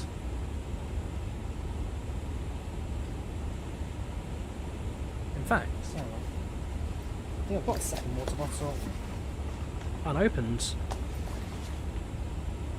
Yeah, well, this is the bottom of bottom of my work bag.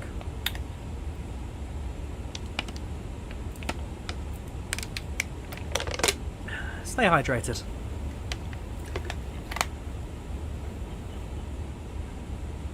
Yeah, that's my father. Yeah,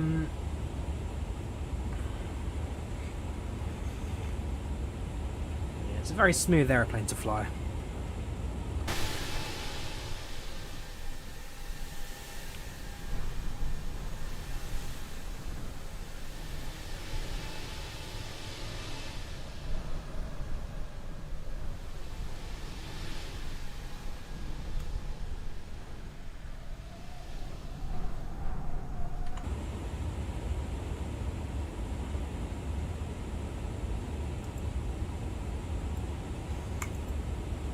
Flyby has nothing to do with sensitivity. The plane is easy to fly, but I don't think they have the flight model right. So, like I say, I mean, I've never flown a jet, and I've never compared to. But I get what you mean. Compared to even other aircraft in like even the flyby, the A320. the way it handles the stick feels a lot more hands-on in the A320 than it does in the A350. Thank you there, picture person, for the 199 there. Good to see you, mate. I shall refrain from bad park. Oh, welcome back, mate. It's been maybe too long. Yeah, FlyLive, nothing to sensitivity, but yeah, you get what I mean. It's like a good aircraft, when you fly it, you feed it when you fly it. This is like, okay, you pull the stick back and it just sits there. You turn it to the left, it kind of just sits there. It's just like, it's like flying on rails almost. Going back to the FSX days. Again, I'll give them the benefit of the doubt. iniBuilds, it's still an early access for the A350. Some things I wouldn't mind seeing changed, but for an early access, the basics is there. But it does need a bit more love, a bit more time, a bit more development. Also, I'm talking about I'm talking about the Phoenix A320. Sorry, the Phoenix A320 feels a lot more hands-on when it comes to the yoke. To be fair, the Flyby A380 for a free add-on is absolutely superb. Can't really fault that one for anything, apart from, again, sometimes crashes the simulator. The Phoenix 320, like, so that's the Phoenix is an example of a great add-on that looks good, feels good, does everything it needs to.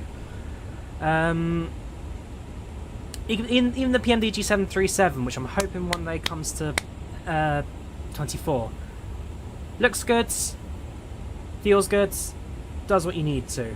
Again, PMDG, there are a few things here and there, like systems-wise, again, do feel a little bit scripted at times, but at least when it comes to a 737, if you want systems and functionality, everything is there.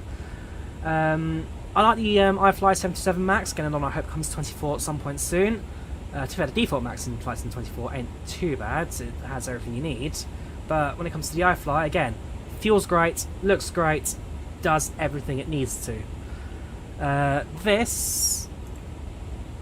So there's a few things here that are kind of missing or half-baked. Like, let's say, if I turn off, right, now I'm flying a direct slot. I've turned off the primary flight controls.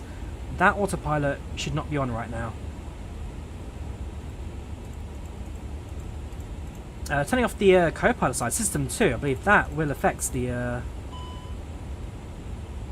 maybe not. So if it both deactivated. Yeah, okay. All three systems off. There we go, right. So all three systems come off. We'll disengage the autopilot.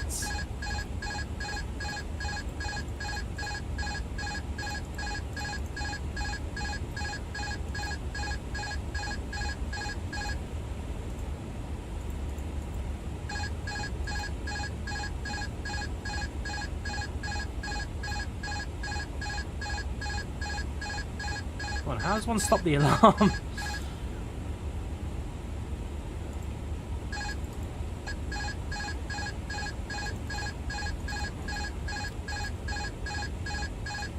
How does one stop the how does one silence that alarm? Should just be pressed the master caution, it turns it off. Because during landing, that's going to get annoying. That's going to get very annoying.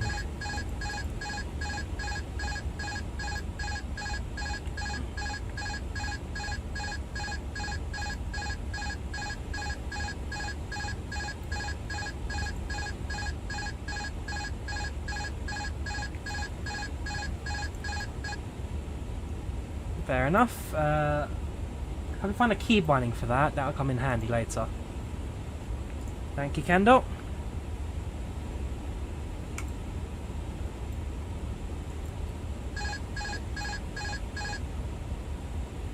Cool. I'll bear that one in mind for the approach. So yeah, the Flyby A380 is superb. A lot better than a lot of payware.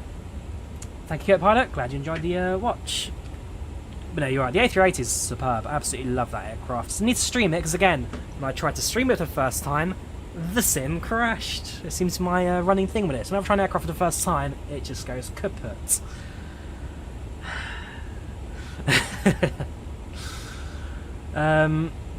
There's a clear button on to erase all faults. That one should probably also erase that sound. I'm not going to press any button that clears everything, because no, my luck, it also cleared this aircraft and the simulator and sent me back to the desktop. I'm not going to even think about a button like that existing.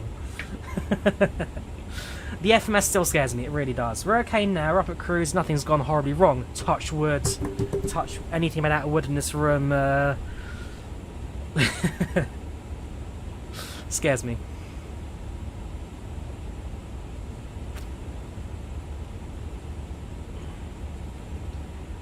Yeah, so down there should be a...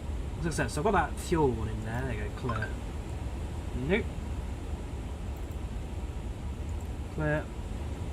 No.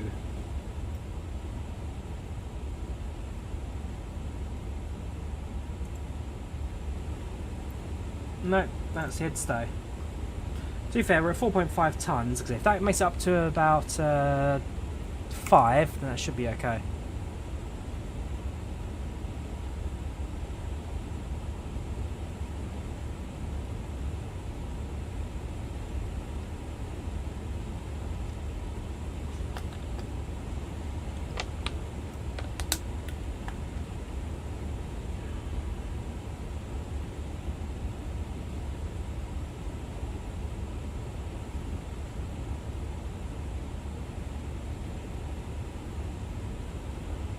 It's got 4 hours and 18 minutes to expected arrival.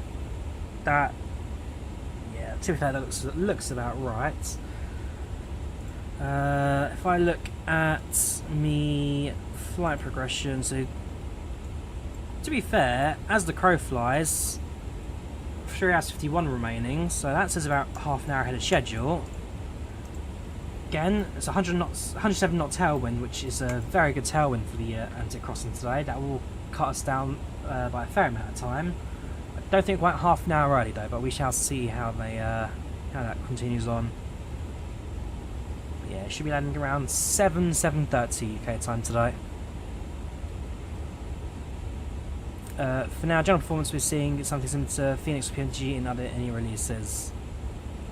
So say it's performance-wise, I don't really have any issue with the A350. I had one guy on the chat earlier on talk about it lagging quite a bit for them, but in my point of view, it's been running pretty smooth. Let's say if it gets a few more systems baked in, then absolutely will make this light and day a difference. Valentino, welcome channel on to chat. How are you doing today, dude?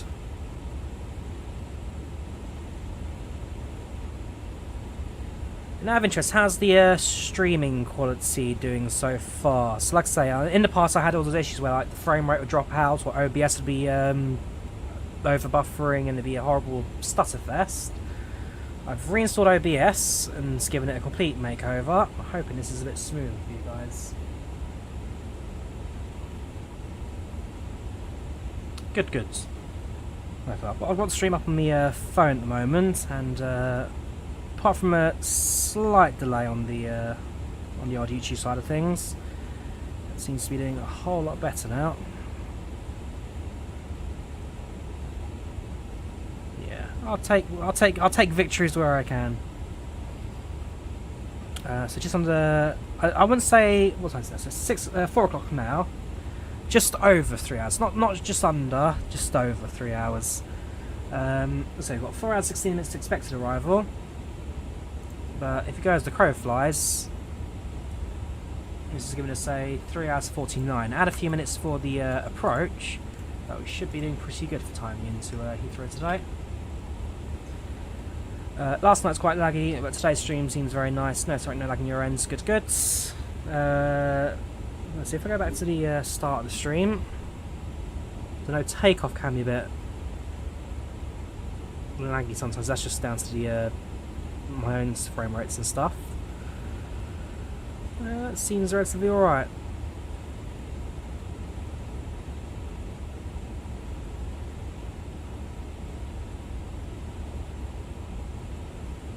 Yeah, it seems all good.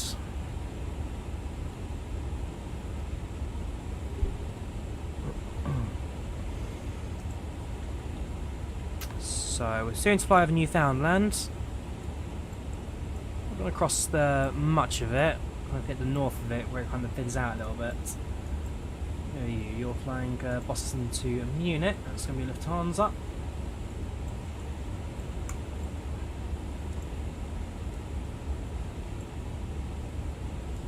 One of the Air France's. Yeah, so far so good.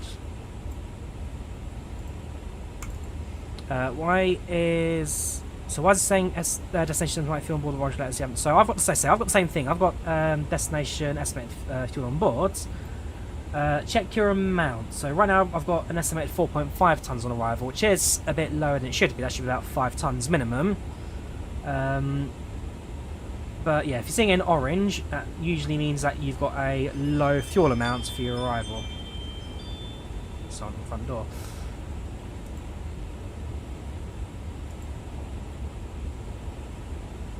Oh, you can do fixes. I'm definitely not going to attempt that because that's going to absolutely kill me. Minus 259 tons.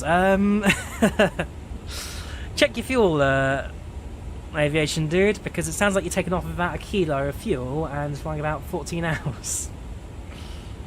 Flying to London Heathrow, Christian. So departed out of Toronto, flying Toronto to Heathrow, which is a real-life A350 route in the summer for British Airways.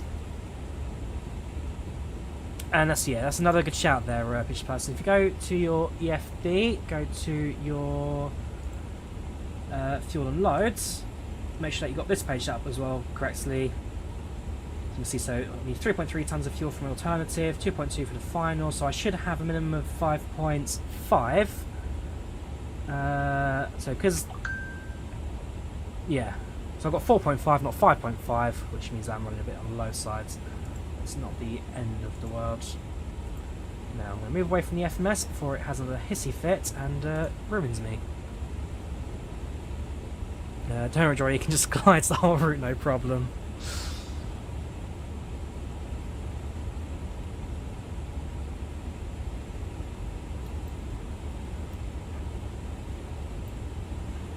There you go, so 2 depth, step climb to 390. A little bit. Top of the display here.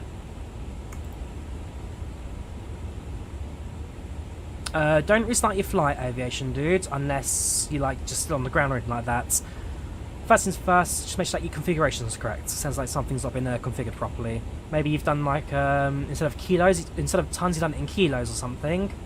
Or essentially, if you've don't touch any other mess, you don't want it to go poof. Say how my approach to Heathrow is going to be the most painful time of my life. Check your weights. Either you put decimal points in the wrong place or you've put it in the wrong units. Right, give me 2 minutes. I'll be right back.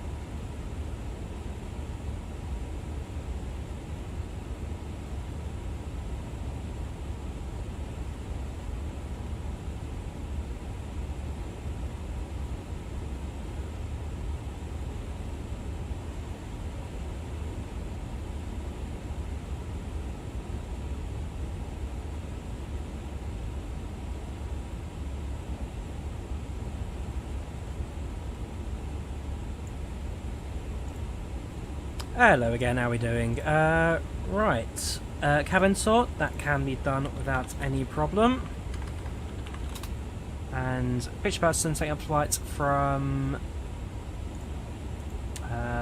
Heathrow to Limp. It's Turin, ain't it? North Italy.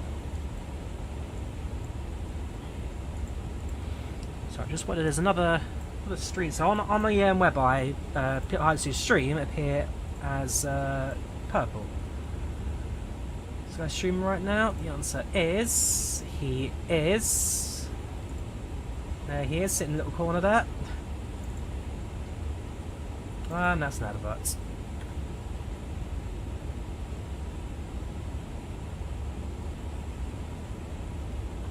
Oh, I got Mario and Luigi.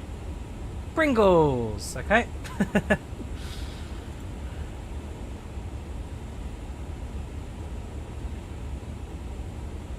And we got Doritos. This will be the Minecraft movie, yeah. Strangest concepts for a movie I've ever seen. It's like Minecraft story mode. It's Minecraft's an open world creative game. You don't need a story mode. Come on.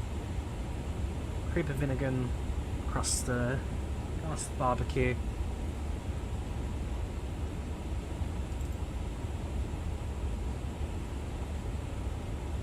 You okay there? You enjoying yourself in the corner, mate? Good bit.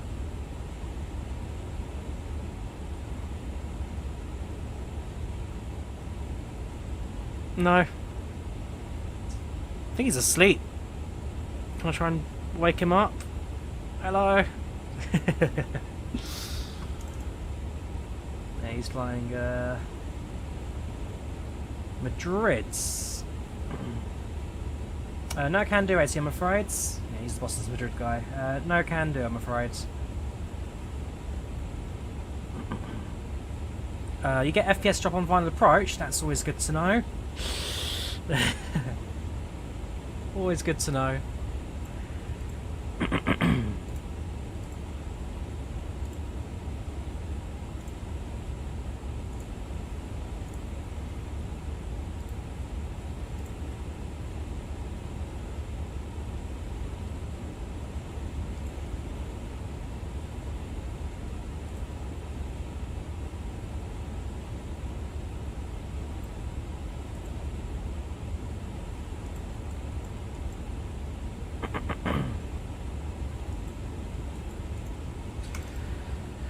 You restarted the flight and now you have...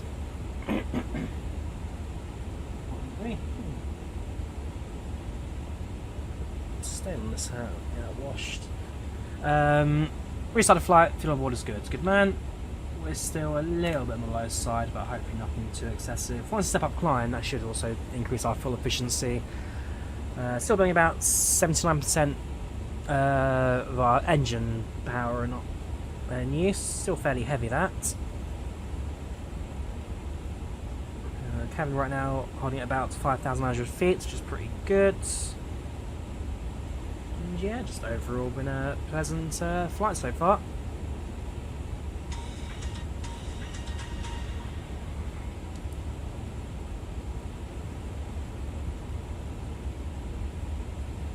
To be fair, so I think this time of year it's more a 787 than a A350 that flies the Toronto route. I've always been curious to how different. So I got a return flight from Heathrow to Toronto. So let's say this summer. So let's say June 10, coming back on June the 17th.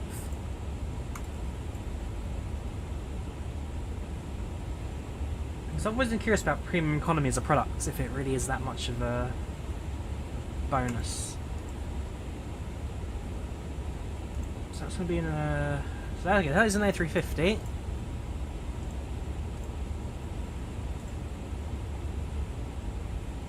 Yeah, both flights overnight, to be fair. That's a much nicer time now. So you leave at 10 PM, you get there at 10:30 in the morning, because that's way too early. That's way too early as a flight.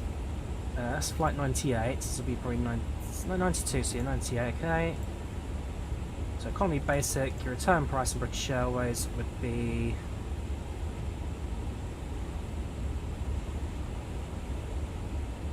$496.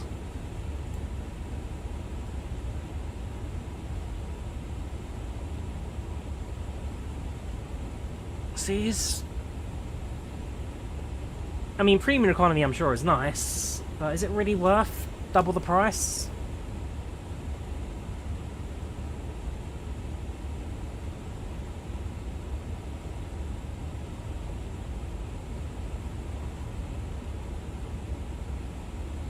I mean, handbags should be for a week is perfect. It's only a small.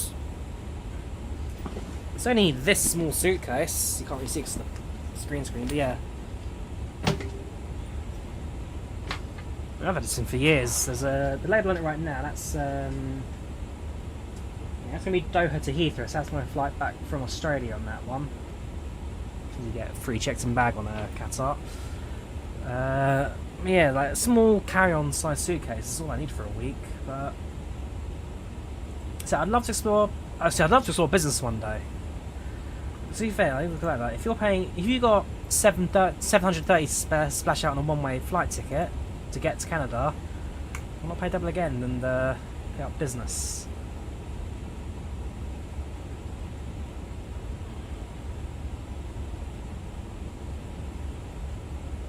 Yeah, I'd love to check out business class on that flight, but that's again probably not going to happen.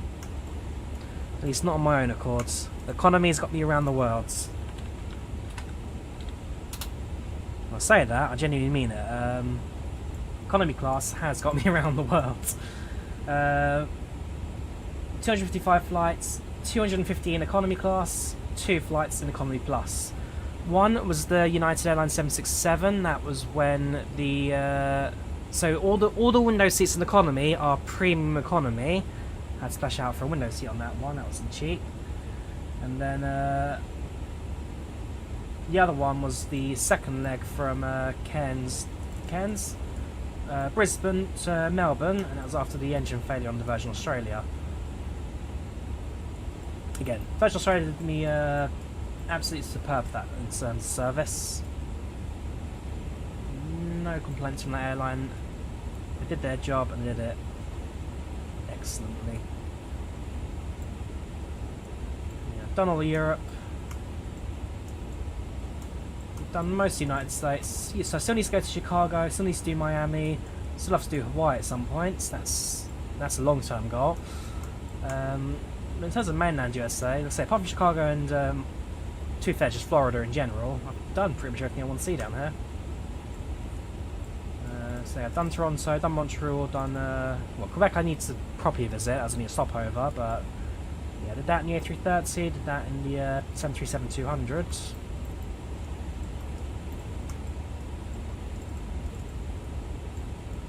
Flown nearly every domestic flight you can get in the UK.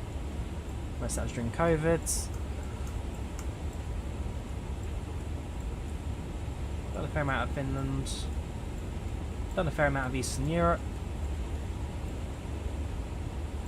A few spots in Greece. I'm missing. Oh no, there it is. Roads to Kassavisa. Ah, Daniel. Use case New York, no Beetlejuice though. Well, let's see where the Beetlejuice World Tour is. So the Beetlejuice Tour right now is currently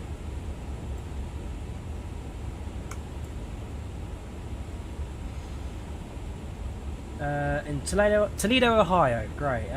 Lincoln, Nebraska, Chicago, Illinois, Durham, North Carolina, North Charleston, SC, South Carolina, of course. Which is it? Wichita, Kansas? Kansas State?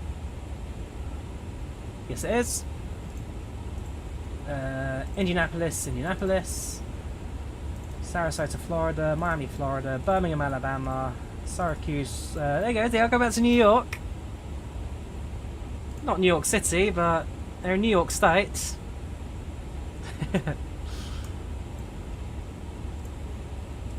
Ottawa and Toronto. And that's the end of their tour for now. Said I meant to go to London, eh? What day did I go to Beetlejuice in real life? It would have been September 22.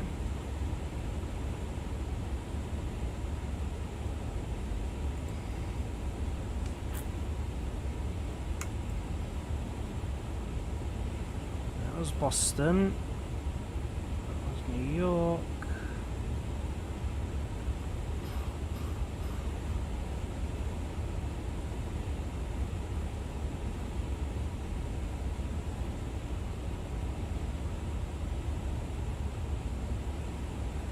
That's Come From Away. So the two Broadway shows, Come From Away and Beetlejuice. There it is. Oh, and then somewhere I've also got the infamous Elmo video as well. I'm very sure you've got that still on your hard drive somewhere. There you go. So let's go and see Beetlejuice the musical. That's the. It was only a $14 one that day.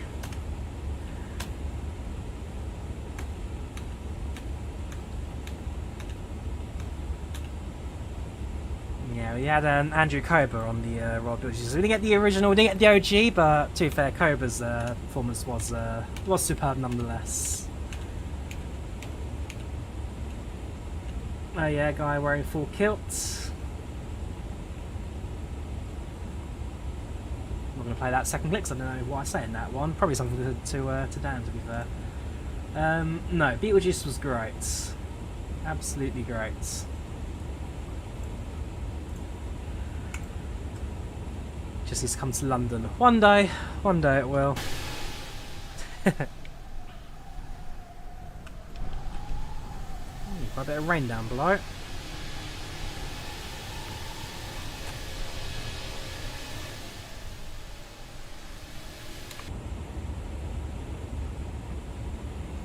Got a bit of tickets for summer holidays soon.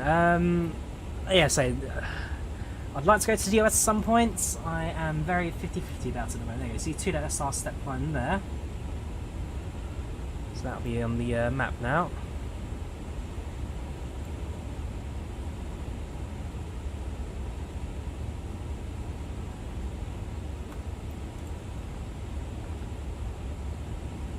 Yeah, I like visiting America. Got a few mates out there who can go see. But we'll see if and when we do decide to go again. To be fair, my S is actually expired now, so if I do go to America, I do need to get that repurchased.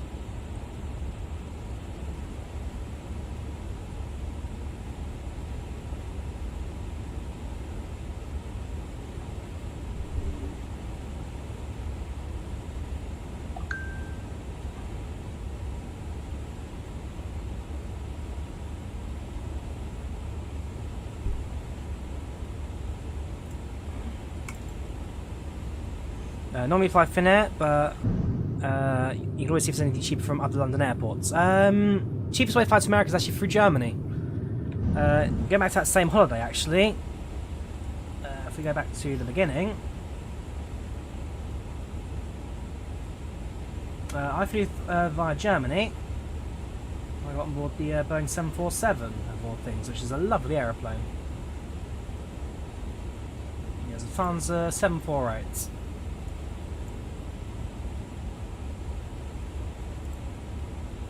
The best views of it from the terminal, but yeah.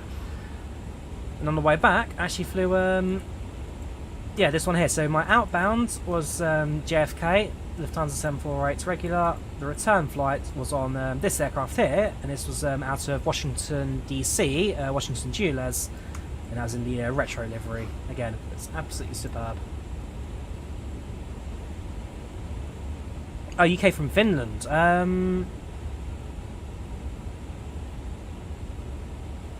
There I am in the cockpit. Yeah, I could probably start this up. Couldn't fly it, no chance. But probably learned how to start it up quite easily. That's getting down into the queue for the New York border. It took about 2.5 hours. And yeah, down in NYC.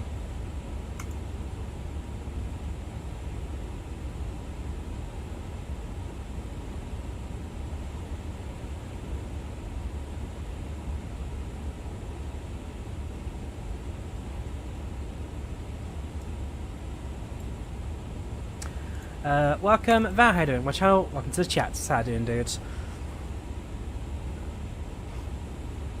So yeah, sorry, if you're looking to go into the UK, cheapest London airport will be Stansted, and that'll be on one of the 3 times a week Helsinki Ryanair flights.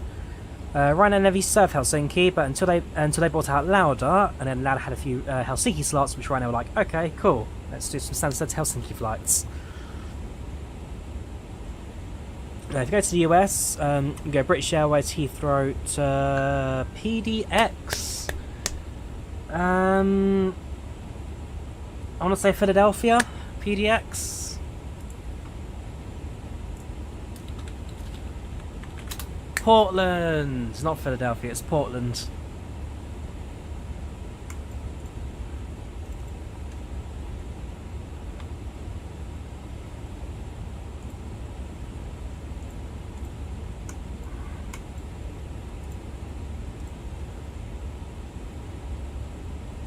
Right, so yeah, so do that.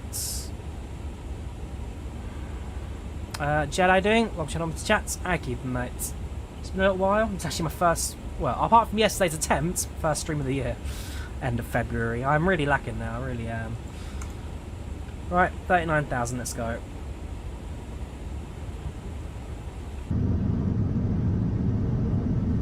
Yeah, look at that engine roar. Look at that engine vibrates. Shaking itself apart.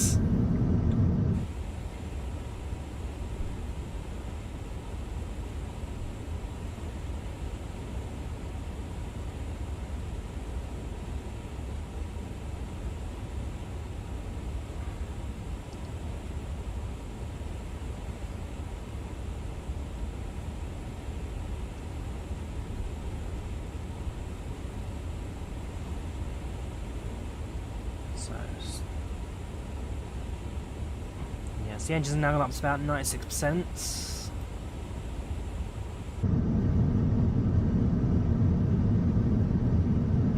Wish I'm not talking about sim stability. Again, touch wood, we've been okay now. Touched my wooden desk, it's been okay today. I'm 25 Jads, I work on the railway.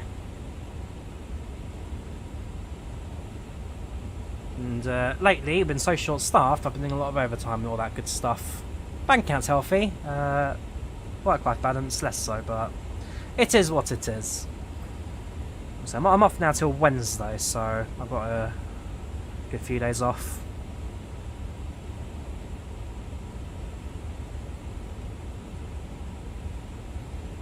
Alright, welcome to 39,000. This will be our final cruising level now for the rest of the flights. Carry us over the Atlantic as we now enter the tracks. Yeah, I'm 25 years old, Jads, working the railway. Have done about just over 4 years now.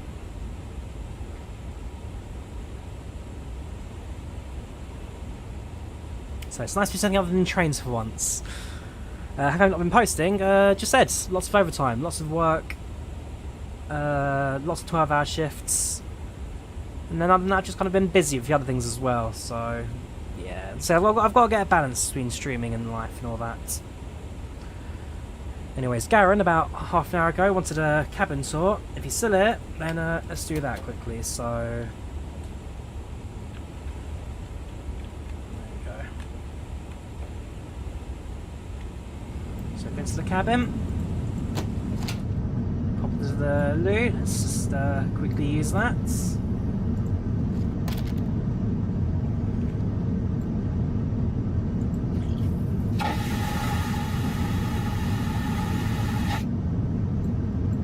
Good.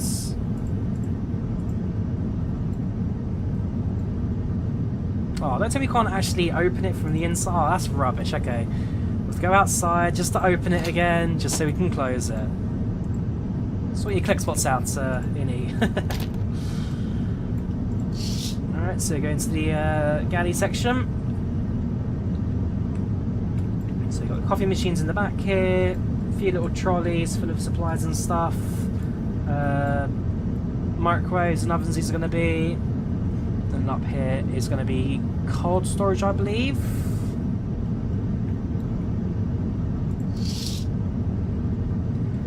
Right, as we go through the cabin, we now enter our business class section.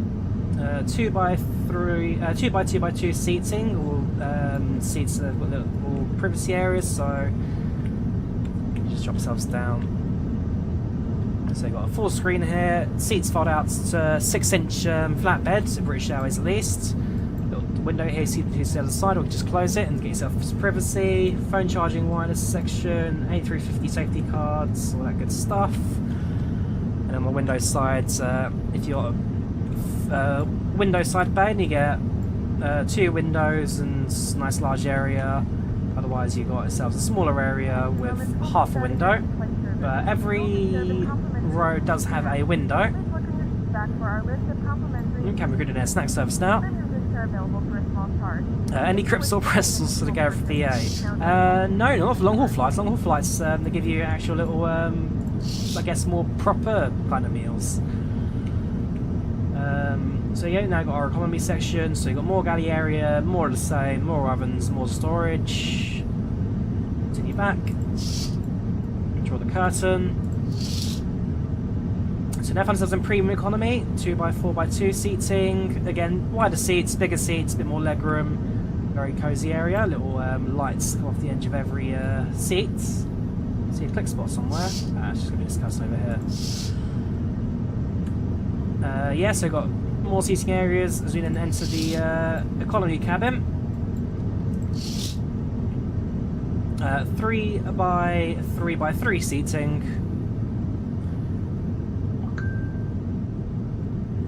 Let's make way towards the area of the aircraft. Can control the lights in the cabin? I don't know, Aaron. I think it might be on the tablet on the FB, which I might have a look at in a second. But the honest answer is I do not know off the top of my head. Right, squeeze through, close that curtain. We've got a toilet here. Mid-galley area behind the wing as we now enter the rear economy section. Last time you did BA long haul, you got Hunt's chicken with cubed potatoes, broccoli, and some more, and spread roll. My last British Airways flight, I got I feel it was chicken tikka, chicken curry. It was alright, actually, couldn't complain. A little bit of heat, a little bit of spice to it, actually give it a bit of flavour, which for an aeroplane is pretty good, so can't complain. Right, through here. And into the rear galley. So this is a much larger area, a little bit of space for the cabin crew at the back. Very nicely spaced out, very nicely detailed. If we then go here, yeah, it's all click spots for the curtains. So we're going to have to crew, just duck under this, slide up. We find ourselves in the crew rest area. So this is where the cabin crew will then come to rest when they're not in duty.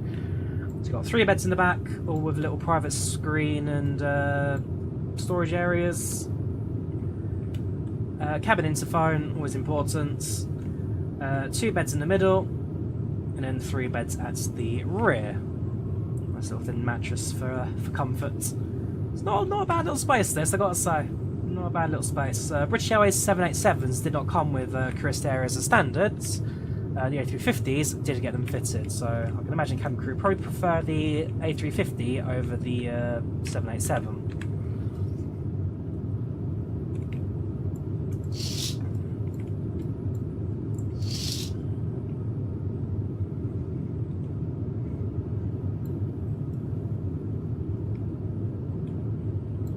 Yeah, you can't interact with the overhead lockers, unfortunately. There's something you can't click on, but so here's where my FPS goes.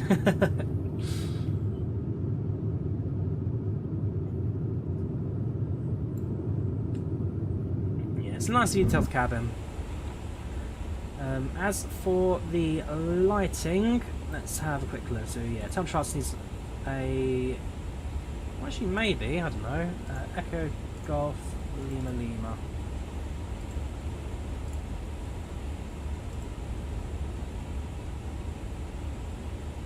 Okay, I did not expect this to work.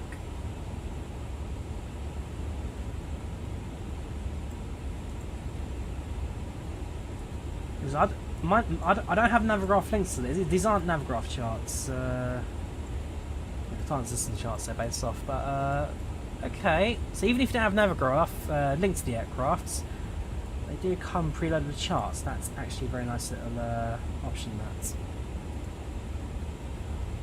Map shows your position. That's going to be Navigraph, that's not going to work. Flight ops menu, panel states, performance notes. Okay, so as far as I can see, there's no option for the cabin. So you can change the language. Turn on noise cancelling headphones, so you just completely take out all the audio. Noise, shine, yeah, okay. So there's nothing.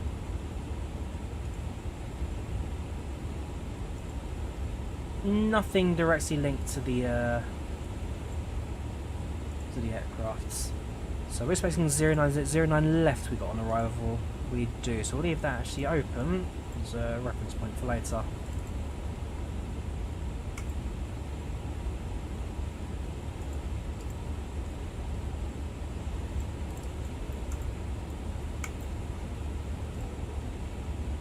Careful, droid, on the go poof. That's what I'm hoping for. That's what I'm hoping for. Come on, we're nearly halfway there. Nearly halfway there. Sorry, not an engineer, Jad. No, I work in a station. I do customer service, security, and dispatch.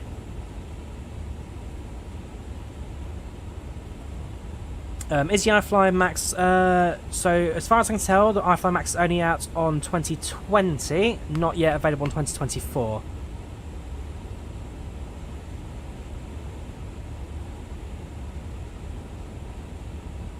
And yes, I have deleted Microsoft Flights in 2020. Sorry, picture person.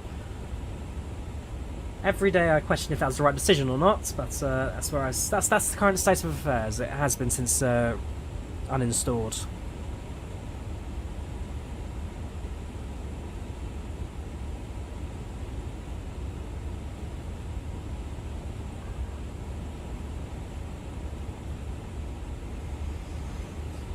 So 2024, like I said, it's a much smaller installation size. Doesn't overly fill and kill your hard drive, which is great. Performance can be a bit 50-50 at times. Some of the add-ons don't quite like it very much. 2020 is a far more stable platform. When 2024 works, it's great. It's absolutely fantastic. Just a shame that sometimes it working great can be a bit far between. It's not the most stable platform in the world, 24. Which is a shame, because like I say, it has everything it needs to be a great system, but it's just the crashes and the lags and the issues here and there can be problematic.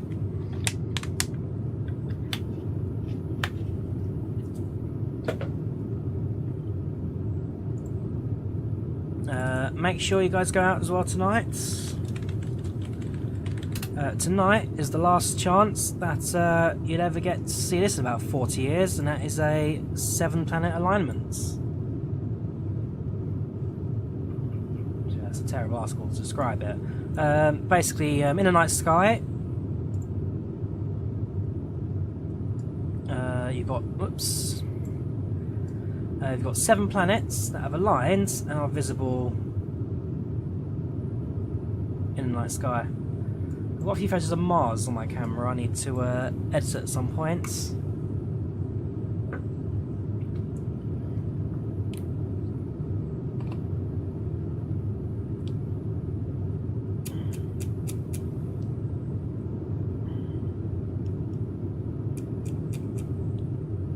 Yeah, we can get a bit more stable, but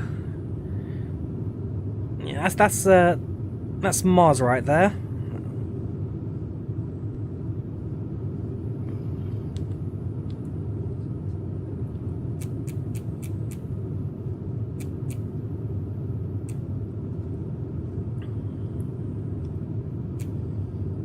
That, I believe, is Jupiter. So at some point I need to, well, probably tonight, when I get the small photos tonight, get these on the computer and do a few little edits. Once you become a pilot, too expensive. Jazz, too expensive.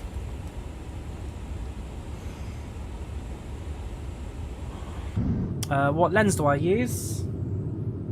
So I use a Pentax body, and I've got up to 300 times, up to 300 mil a zoom. I think my father might have a 500 downstairs. I'll have to double check with his camera box. If he has got a 500, so I'm stealing that tonight. But yeah, that's 300 times zoom.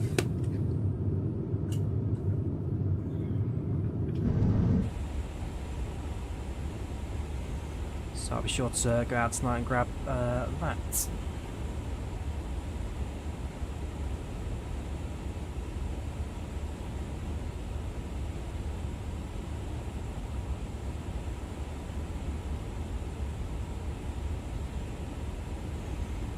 If you've got 156, yeah, that if you've got 600 zoom, then yeah, you should get some really good photos there, Nishant. So tonight is the last night. It's all going to be aligned and visible until about 2040. So last chance in 15 years to grab some photos of planets up close and all aligned. Sunset in the UK is about 6:15, so I'll definitely be shooting off to get some photos later.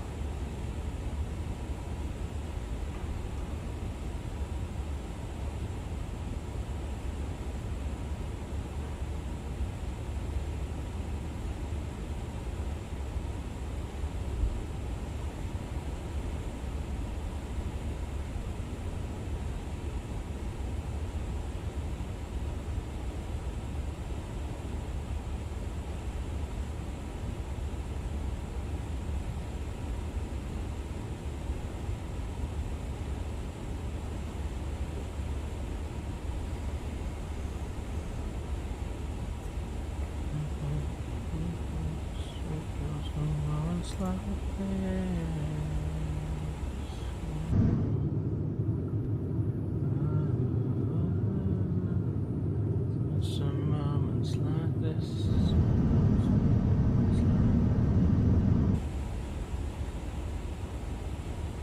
Right, give me 2 minutes. BRB.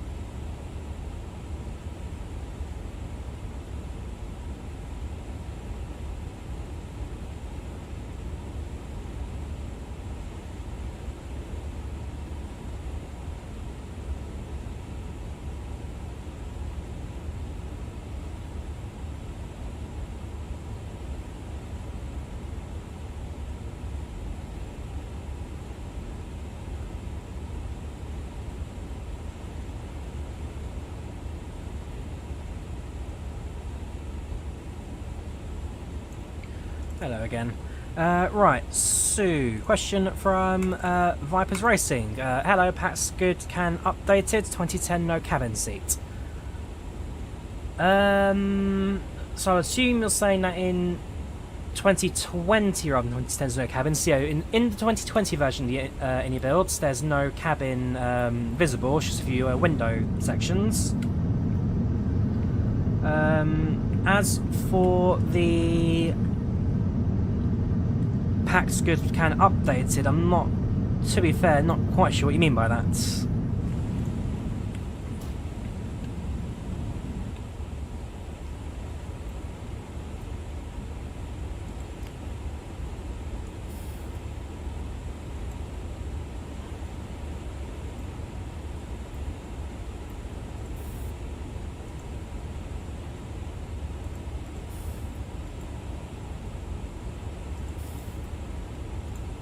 Around, yeah, oxygen masks, waste bin, iniBuilds panel, paperwork. Anything on the paperwork? Any little Easter eggs? Let's have a look.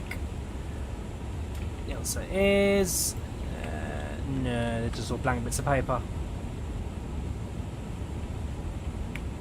Yeah, nothing exciting.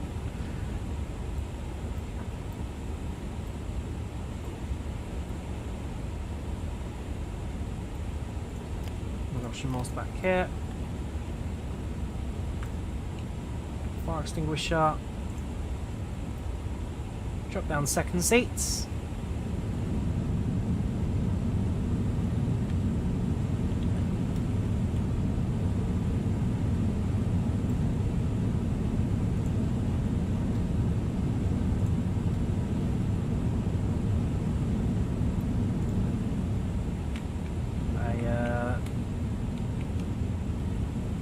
Third seat, presume this is more for flight instructors and supervising pilots.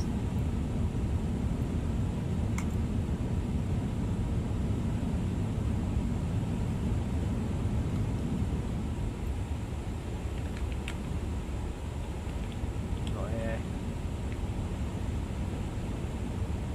It's going to be linked to the aircraft systems running updates and stuff. Yeah, a few little details in the cockpits. Not too bad, Diogo. How you doing? Welcome to the channel. Welcome to the chat. How you doing, mates? You catch us just under halfway into our flights to Heathrow. ETA showing just for 8 PM. So far, pretty good progress when it comes to the relatively light winds on our flight today. Well, relatively heavy winds even, to be fair. It's 101 knot tailwind, 587 knots ground speeds. Harry Potter fan, hello Drawyah, how's the 350 coming on? So 350, it's a start. A few small issues here and there. Some people say optimization, but for me frame rate's pretty good. Some of the systems still need a bit of work, a bit of love, and I've noticed that if you use the FMS, there's a 50% chance that it will crash the sims, so try and use that as minimal as possible. But beyond that, the audio is pretty good. Still a bit flat in some areas, but it's not bad. And overall, it's an experience. I don't mind it. Wouldn't mind seeing more updates and love coming forwards. That's hopefully something that ini will do with future updates. But for initial release, I'm not complaining.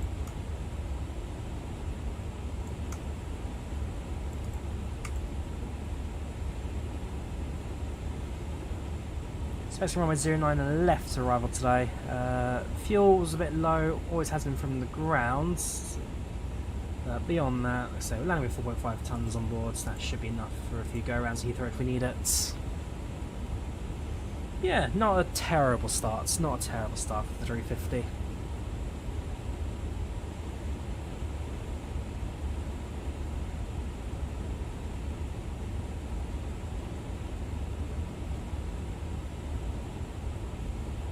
Find ourselves now over the Atlantic.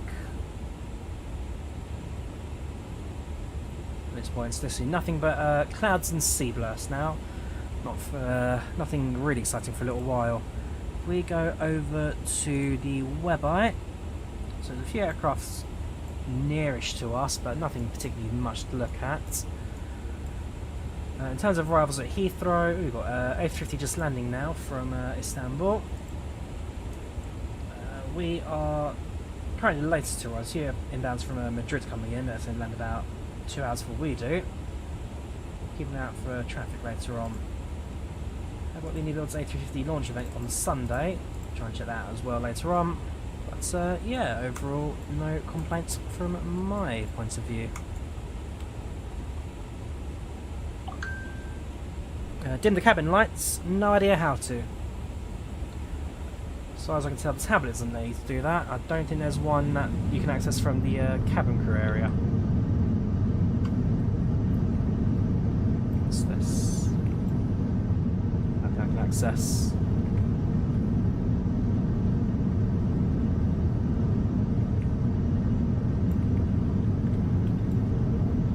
Yeah, this is nothing interactive back here, I'm afraid.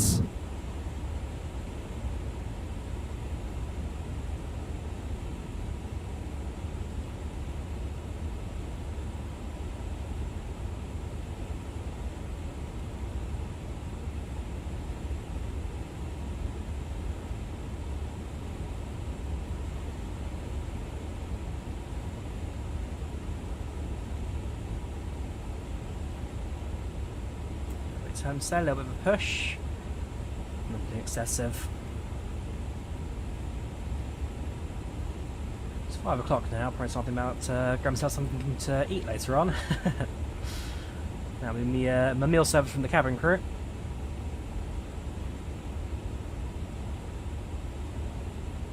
It's been a good flight so far. Minus the sim crash, we're just ready to push back from the gates. Everything else since then has been pretty smooth, so take our chances. Hope you make it to Heathrow without too many problems.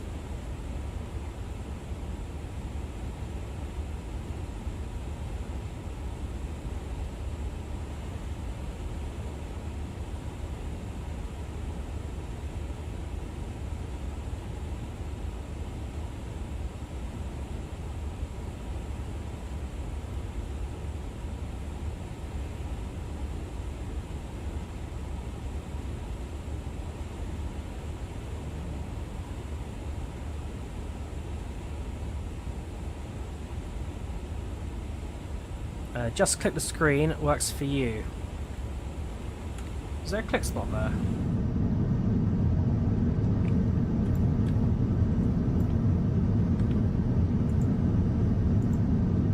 Yes, as far as I can tell. Ah! Aha! There are interactions. It's daytime now, but later on, when it gets a bit darker, we'll definitely give that a go. That's...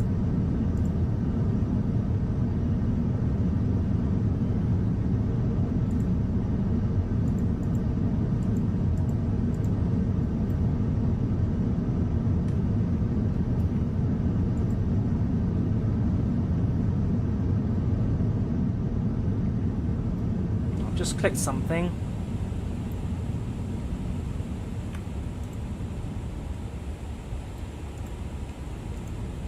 Yeah, definitely got a few click spots behind there, so I'm not going to click anything else, but there are some interactions on the screen. I just don't know where the mouse is going half the time. As long as I haven't switched anything off important, we're okay. I remember, what aircraft was I flying? There's one aircraft I was flying, I think it might have been the PMD 777, where I tried clicking on the screen, and it ended up being like the engine cut-off switch, which made things a bit awkward. Was it 777? There was one aircraft flew where I remember being in the cabin, clicks on the button, boom, next thing I know the engine's been shut off. So I'm going to be a little bit careful with that, but there are interactions, good to know. It will get dark later on in the flight, so we'll be sure to try out some of the cabin light features.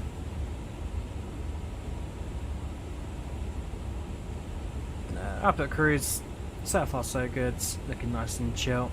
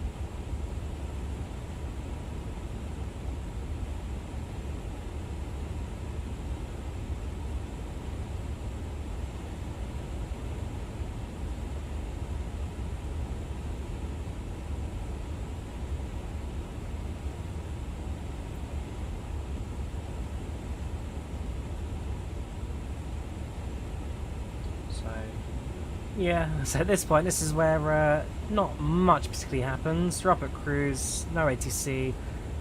It's just fairly quiet as we continue our cruise along the Atlantic. Not much to shout about. this is it now for the next, well, 3 hours 10 to expected arrival.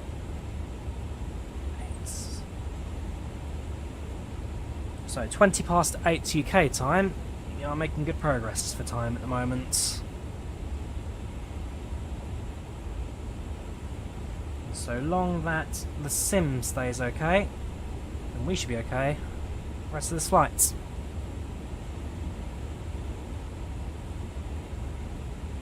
I'm going to go for a little break, but a proper little break. Go downstairs, get fresh up a little bit. I'll be back in a little bit to continue the rest of this cruise. This is a bit where things get a little bit more relaxed. Nothing really to report. It's just cruise. At some point soon, we're also going to look at our Heathrow configuration and get that all prepared for our approach and arrival into London. But for now, we shall disappear for a couple of minutes. So, take care. It is beautiful. It does look good. Has got the style points.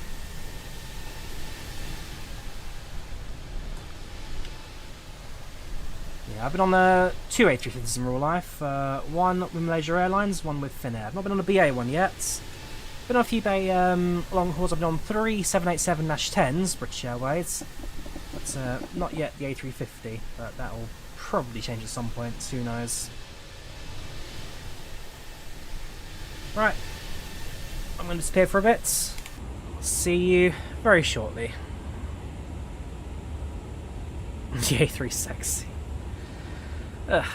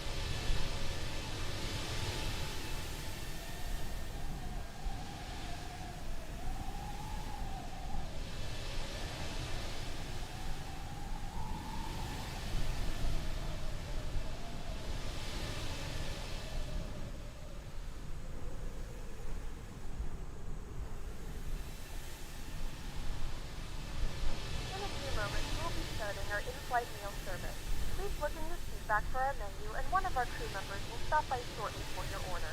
If you would like to order additional menu items, please hit the flight attendant call button at any time, and we'll be over shortly to assist.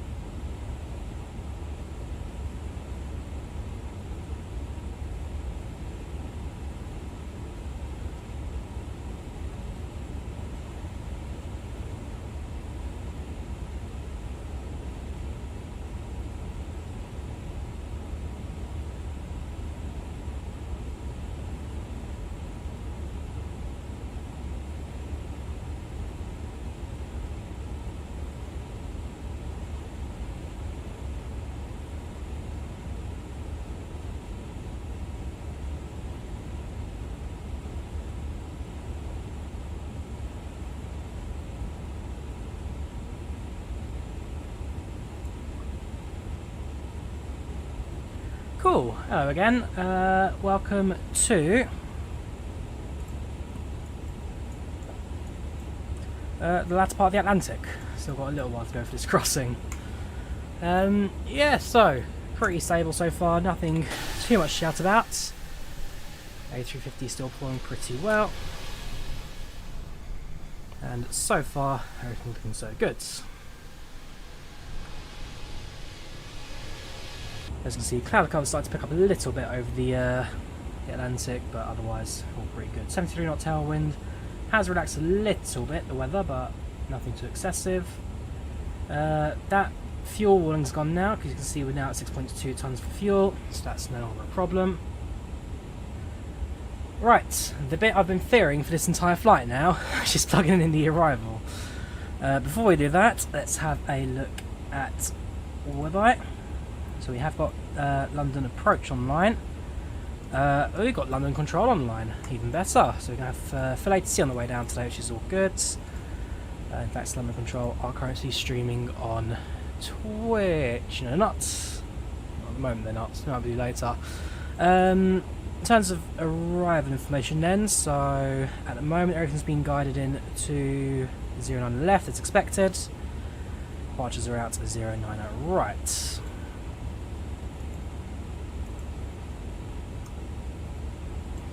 There you go, see ya. So KH 1030, arrival runway 09 left, departure 09 right, transition 7000, correction, transition 6000, and yeah, okay, so he will be streaming on Twitch in a bit. Information Bravo is the active. So, I'm going to input my approach plan in. Right. Maharaban Ramadan, yes, it is Ramadan now, isn't it? How long? Yeah, well, yeah, Ramadan. So you guys, good luck with the fasting. That's always a lot of fun. I know a lot of my colleagues at work tend to struggle, especially in the customer service front. But should be all good. How long to depart? We departed about. Here's my door. Yeah, departed about 5-ish hours ago now, 5 hours. Right, so arrival, runway 09 left, approach 09 left, ILS. Start will be the Nugra 1 Hotel arrival. You have no idea how much I'm stressing right now. One hotel, and do we have a via? So the last waypoint we're given is at Bovingdon. This will be via Bovingdon. Insert. Okay. That seems to have done it.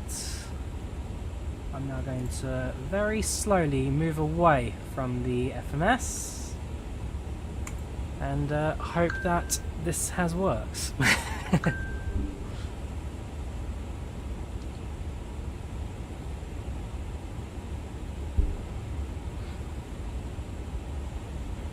Gotta be careful now. Oh yes. Very thin ice, that FMS. Come on, just right, stay calm. The plane detects fear. If I'm scared, the A350 gets scared. It'll disappear from our screens.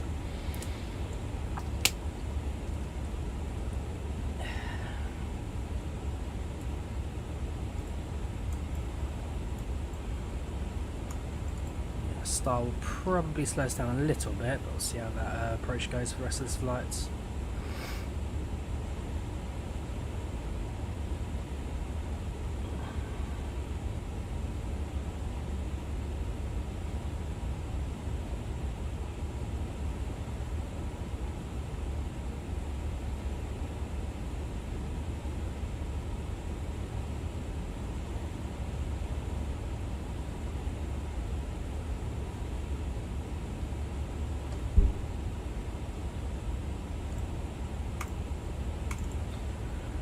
So freeze every time you load the A350. In your case, Neil Mass, just wait. So the first time you load the A350, because it has to compile everything into FlightSim's WMS folders and all that, it takes up to 20 minutes to load up the first time. So if you're loading up the first time, Neil Mass, just wait 20 minutes and it will go. Don't have that map, Jake's Adventures. I use IVAO, not VATSIM. So if you want to track us, you can do so via the IVAO webI, which I'll drop a link to in a second. There we go. So if you guys want to follow us, track our flights, feel free to do so via this link here.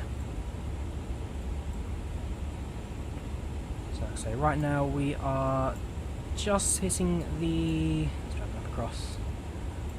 So just off the coast now of Ireland. Car across Ireland, enter just north of Wales, connect ATC just as you pass Stoke-on-Trent, then they'll measure our descent and approach into Heathrow today. In terms of arrivals, inbounds, there's an aircraft 20 minutes after us, an aircraft half an hour before us, so it should be fairly empty on the way in. Outbound hopefully though, given that there's a few, there's an ATC now, get a few more people logging in for the flights out. That Concorde is inbounds. There was an outbound Concorde earlier, but I think that might actually be the return flight to this one. Yeah, we saw a Concorde on the way in earlier on the webI, so good chance that's now him doing his return leg. 2.5 hours to take the Concorde flight to JFK. Mental how far aviation's come and then went.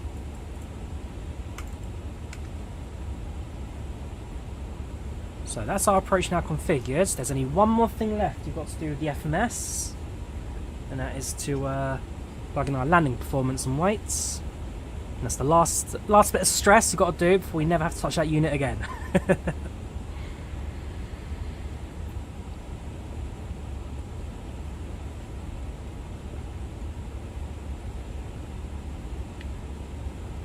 Mo Charlie on the A350. So if you want to activate the transponder, what we're going to do is go down to the FMS, head over to Serve, and then this XPDR here, switch that to auto and activates TARA, traffic and recognition. So yeah, this here is your Mo Charlie, your TCAS.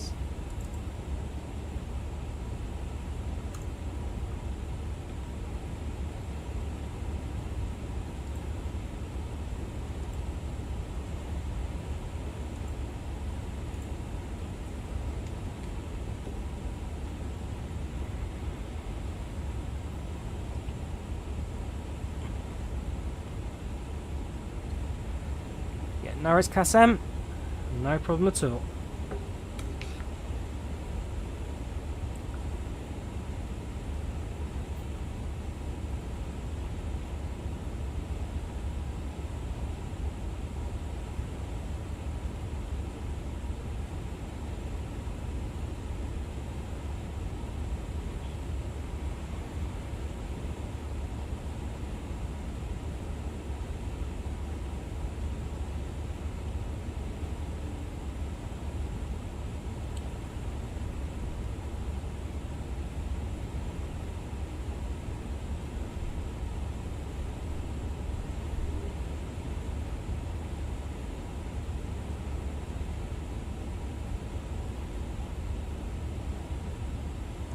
It will be late sunset on the arrival, Jake, so sun will probably start setting shortly.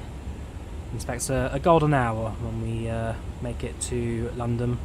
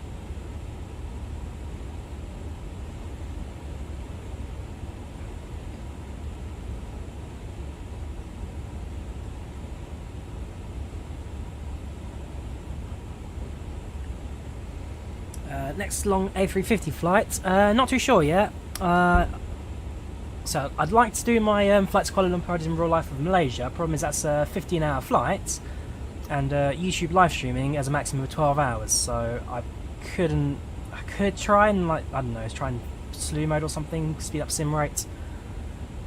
A few things I could try, but it's 50-50 if I can get that one done.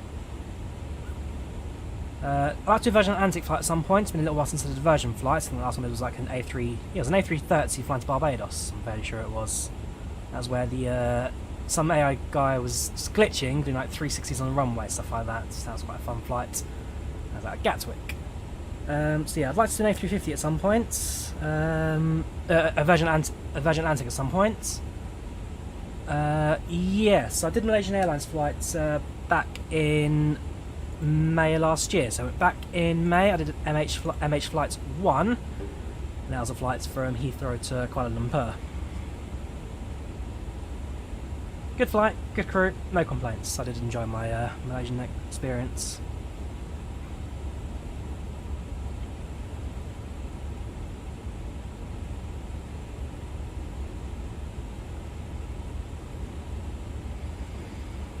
There should be.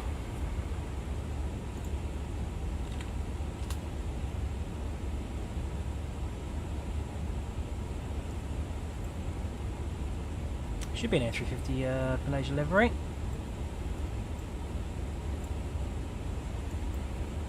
Liveries. A350. No. 350, there we go.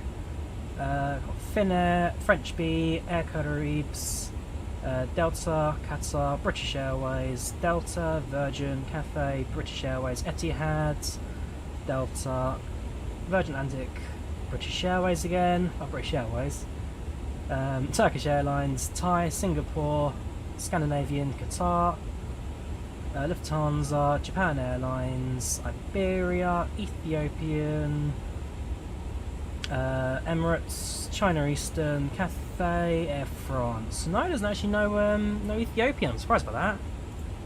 Not Ethiopian, Malaysian. Oh, okay. Let's have a look at flights to .to.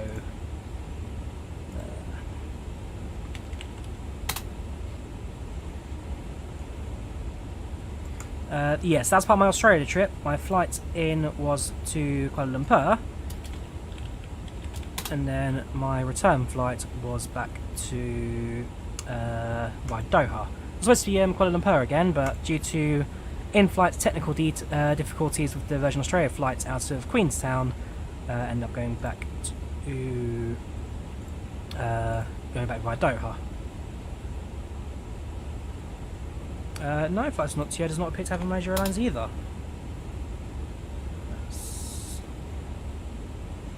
Okay, I will hold position then with the Malaysia one. Yeah, got Phoenix liveries, PMDG, iFly Max, iniBuilds A330, but no Malaysia yet with the A350.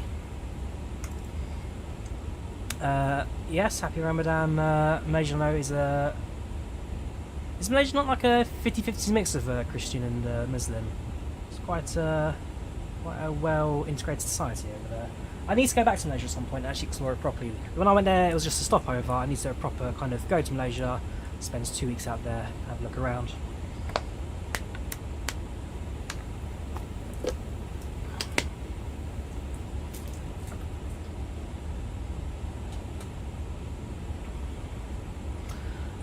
We did have a crash during pushback, Jigilson, but so far so good. We are 80% of the way there and still flying. It's our best progress yet. So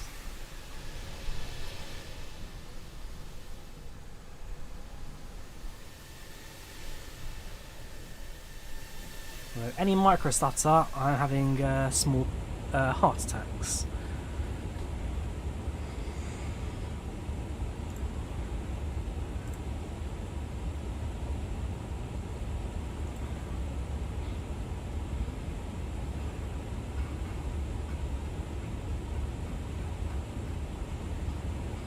Here we go. So yeah, so when I flew to Malaysia, when I flew via Malaysia to Australia, That's our Malaysia Airlines 350 right there. It's a very smart livery, I've got to say. The new livery in Malaysia Airlines looks absolutely superb.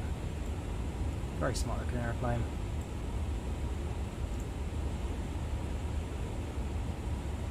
Love the safety demonstration, that was pretty good.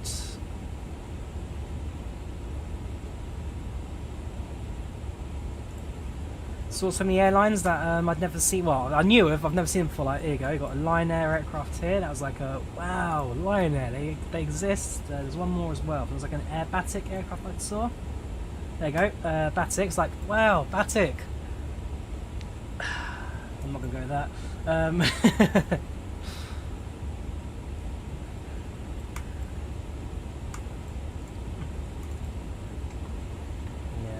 So many airlines I'd never seen before. Like, I know even Australia. Like when I first flew my my first Jetstar, that was like, oof, that was a good experience. Well, and the Jetstar body music still in my head to this day. Da da da da da da da. Oh, I don't know. Da da da da da da da da da da. Da da da da da da da. Yeah, Jetstar, good airline. So I must admit, Cactus, I don't actually have the hotfix yet. I started the stream before it came out. Hotfix probably is out by now, and it probably will do a world of wonder. But at the moment, we are still flying the version 1 release aircraft, which is why I'm still absolutely panicking on the inside. Da da. Da da da da da da da da da dun dun dun dun dun dun dun da da da da da da da da da da da da. Yeah, I like Jetstar's building the tune. Yeah, so first flight was the A350. And then transferred over to a Malaysian A330 for the second leg. I've got to say that the biggest difference between the A350 and A330, the soundproofing. It's light and day between these two aircraft. The A350, whoops, that's my boarding ticket when I got into the border control. Yeah, when I it's light and day between the two aircrafts. A330 is so noisy. That's me arriving in Melbourne. That's the F1 circuit, the paddock. That's so many places I've seen it on TV, and then boom, I'm right here. Here's inside one of the paddocks.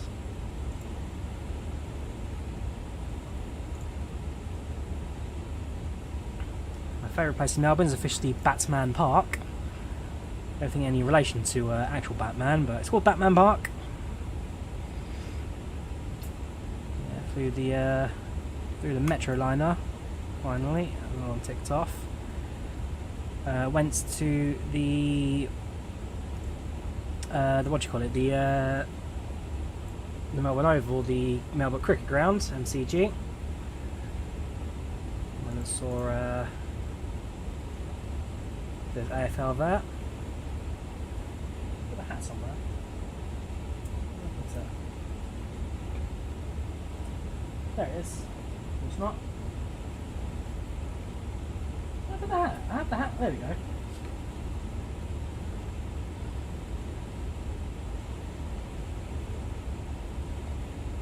So if I've flying Australian airline, like a Qantas or something, and I'm wearing this.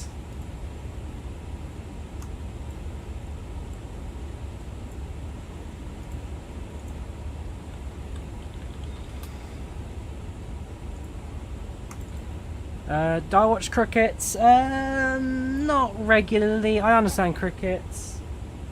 There was no cricket when I went to Melbourne. The only thing I get was the Hawthorns game. Hawthorns. Is it Adelaide Blue Jays? Some will say. So it's the Hawthorn Hawks.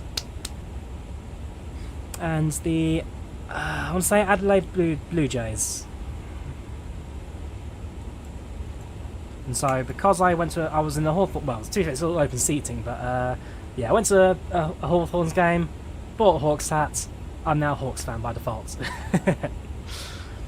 Can I make you some face vector emotes? I mean, if you wish, Linda, go ahead. Welcome back, Picture Person. Perhaps I'm joining today. Yes, welcome, Cactus. Just in the last hour and yeah, within an hour or so to expedited landing.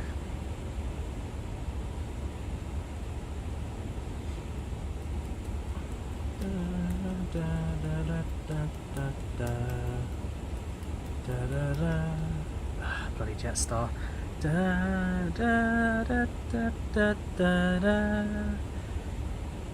think I have to do 5 Jetstar flights when I was in Australia. And that'll be my I'm really tired for most flown carrier. No, my most flown carrier was Jetstar, but they tied with Virgin Australia with 5 flights, only because Virgin Australia had one flight that ended up going to Invercargill, and then of course going back to Melbourne was a stopover in Brisbane. So, and to be fair, originally I was meant to fly an extra Qantas flight, but because they cancelled the flight, I then got put onto a Jetstar instead. So yeah, there's a few little changes here and there. Have done a flight to India and Sim before. In Flight Sim 24, not yet. In Flight Sim 2020, I did a few flights out of New Delhi. There was one event, like a password one, where you had to answer a question on approach to get the answer right, so you then get cleared to land. There was one password event I did in, I think that was in Mumbai. I definitely did a couple of Delhi flights, and even back when Flight Sim 20 was in pre-release, I also did a flight in India during the monsoon as well. Got a real look at the clouds and wind and rain effects as well for the first time. So I've done a few flights to India, but it's been a little while, I must admit. It's been a while since the last touched, to be fair, touched Southeast Asia as a whole. Let's have a look at my map. If I go to my profile, so yeah, Europe's always going to get the most coverage from me. That's just the way it is. So in terms of India, so I've done Delhi to Mumbai, I've done Delhi to Jaipur, did Kolkata to Paro, that was quite a simple approach, I had to go around that one. Did Chennai to Goa, Chennai to Kerala, and also a Colombo to Chennai flights. So I've done a few flights out in India. And of course I flew a few times with my Qantas flights to London from Australia. Yeah, I think actually when it comes to Asian countries, I think India actually got the most flown. There are a few small hops down in South Africa, to be fair, in Africa in general, not many. One long haul flight, British Airways 747 to Luanda, and a couple of Comair, British Airways 737s. South America done a few. America done quite a few. 1, 2, 3. 3 hops over the Pacific, and then 2 short ones to mainland US. Oh, I say short ones, that's Boston, I think. Yeah, on the news to Boston.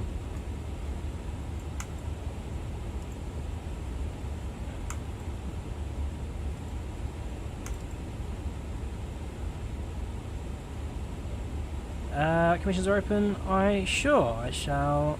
When the stream ends, shoot me a message, and we'll see what there is. Touch wood, no crashes would be a nightmare. A right shame. It would be at this point. Picture Person, absolutely would be. Palit got Avalon flight to New Zealand. Yes. Yeah, going back to our old messages now. And then Linda, yeah, shoot me a message when we land, and we will have a look.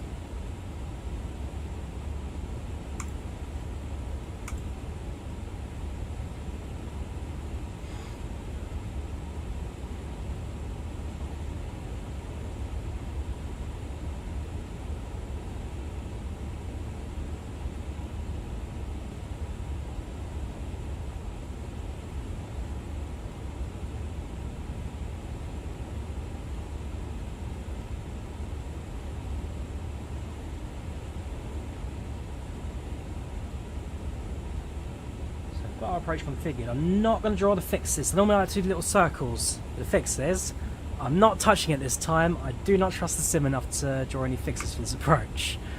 So we'll leave it be. Top percent not for a little while anyway. Top percent is going to be back to flight plan. So top percent's just after Volthy.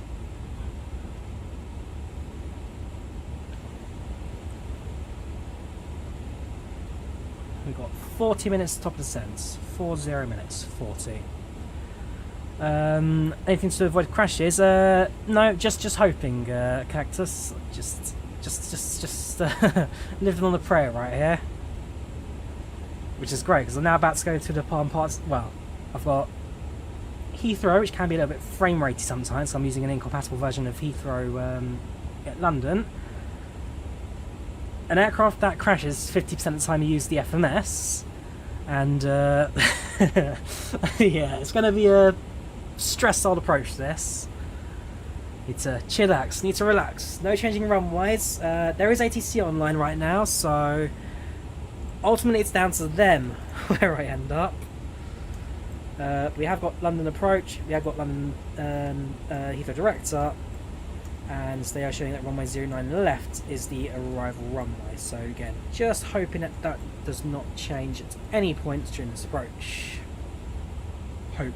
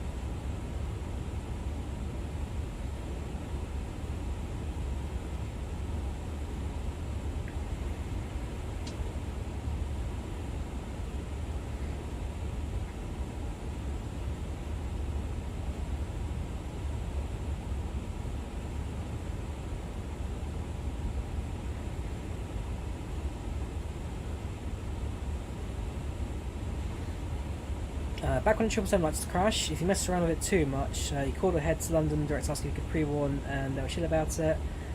Yeah, that's a good shout actually.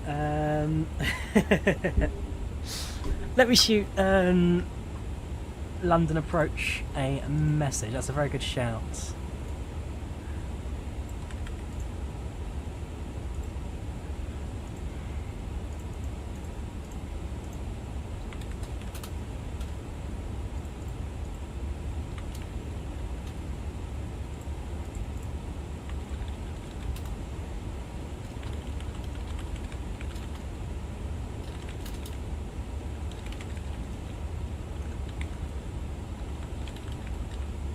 Ooh, a bit of turbulence there. That's a little bit of a gust. Do not like.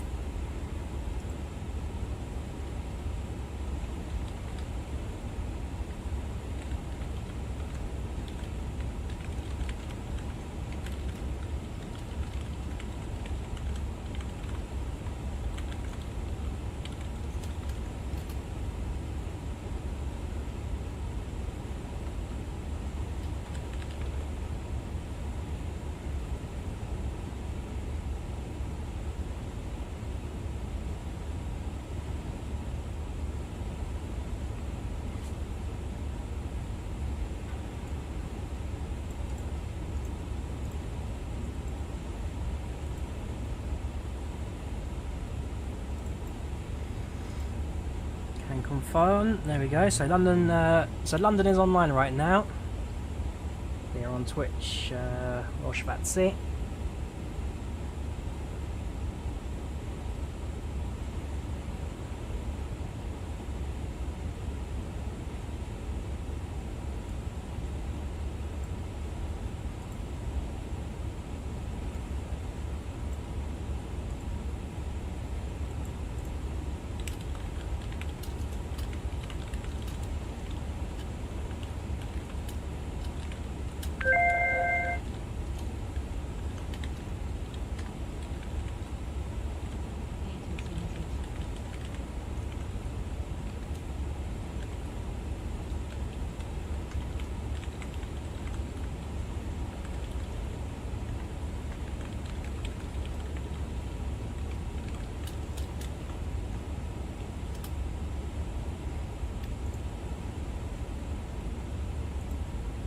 So there's a 50-50 chance of getting a direct to Bovington. Let's test the odds. Yeah, game over. We're done, guys. If we crash at Bovington, which just to let you know where that is. Just to let you know where Bovington is. That is all the way. Yeah, it's gonna end at Nugaros. Yeah. It's about here. If we crash here to Heathrow, I am throw myself out a window, I think.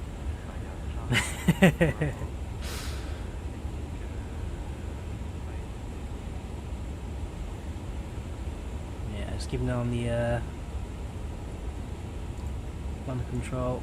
All fairly quiet here.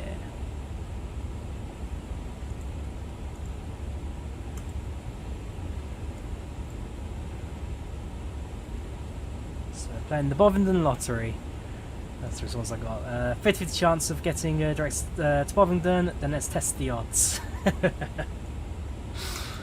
Oh, this is my life is over. This flight we got so far, yeah, ends up just so short. I got so far and no, you got so. I tried so hard. Oh, how's that song go again? I tried so hard. Yeah, I tried so hard and lost it all. In the end, it doesn't even matter. I tried so hard to lose it all. Is that? Oh, I've got to remember how that song goes now. I got so far. I got so. How's that song go again? I got so far.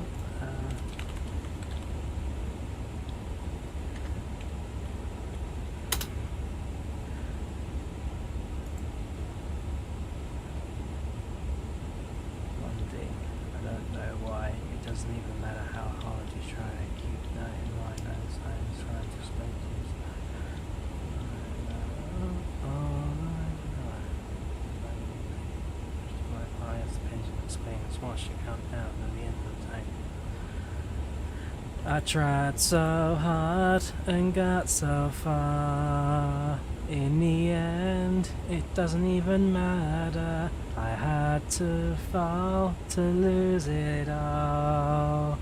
In the end, it doesn't even matter. That's the way it goes.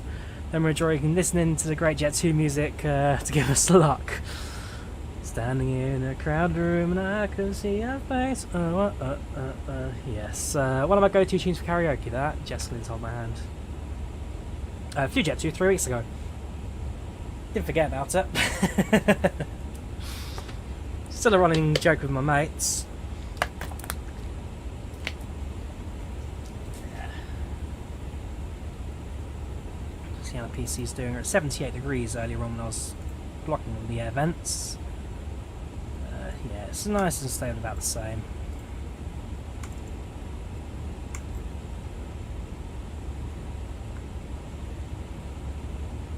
Right, I think we're now entering Ireland. There's Land Ahoy. Yes, he is. Into Ireland. Ever so close now to the end of this route. bit by bit, mile by mile, minute by minute. Now the Republic of Ireland, now the British Isles, now on the final stretch between here and home.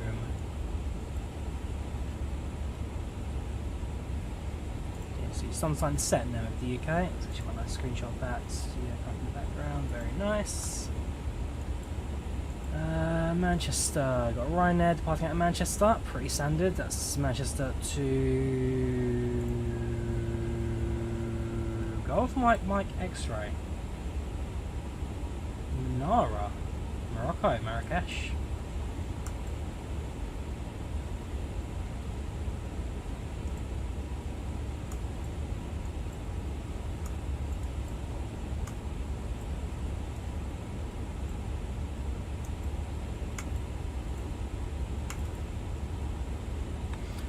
Going to the Atlantic in real life in July, so excited, very good.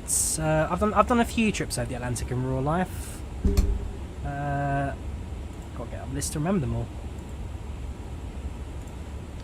So in real life over the Atlantic, I have done. So we'll start. We won't go in order. We'll just go from top to bottom. So I've done Seattle to Heathrow. I've done Heathrow to San Francisco. I've done Dublin, San Francisco. I have done Los Angeles to London. I've done New York to London. So New York JFK to London. I've done Newark to London, and both in both directions. I've done Frankfurt to JFK, and I've done Heathrow to Houston this time as well. So I've got. Let's zoom in a bit more. 1, 2, 3, 4, 5, 6, 7, 8, 9 different routes across the Atlantic.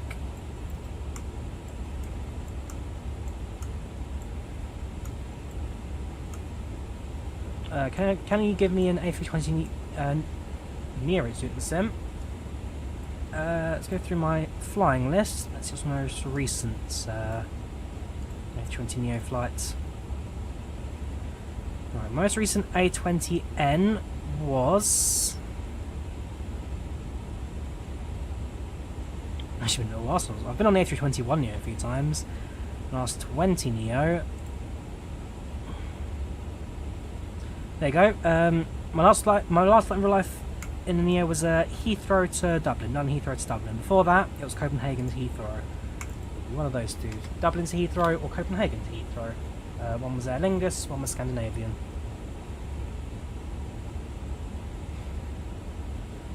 You're not that lucky for BA. Birmingham. TUI's not that bad. TUI's a pretty good service. I've only done short hauls with TUI in the 737. I've not yet done a long haul with TUI, but I've not had too many issues with them before.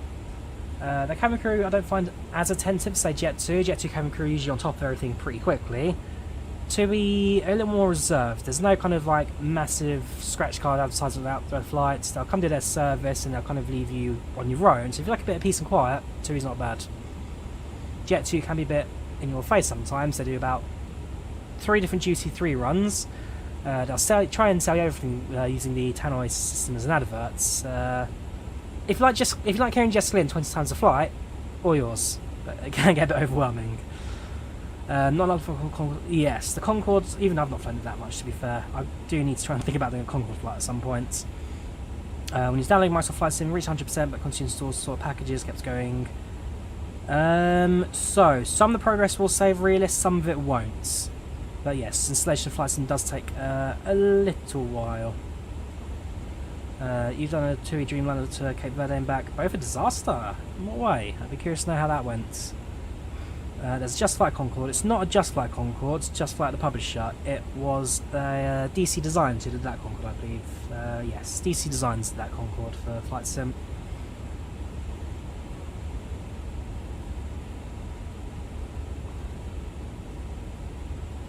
Top descent is on the map. That's what I like to see. Yeah, just a bit of a nigger of that. Well, there's not long to go now. Final stages of this flight. Final stretch. Nearly home, lads. Nearly home.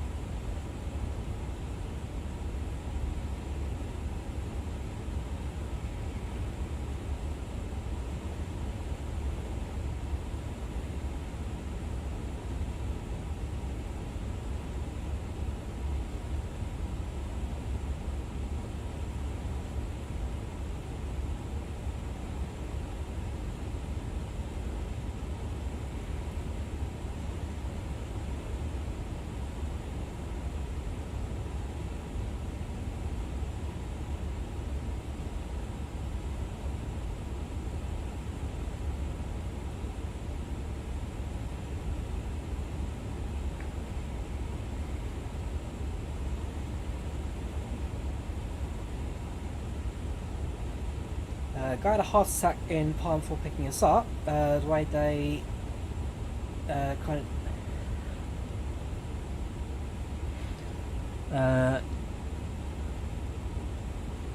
I mean, you can't blame the airline for a guy having a heart attack. You can't blame the airline, I guess. Yeah, sorry, you can't blame the airline. Hopefully the guy's alright. And on the way back, they just kind of didn't depart super late. I wouldn't... First one I certainly wouldn't put down to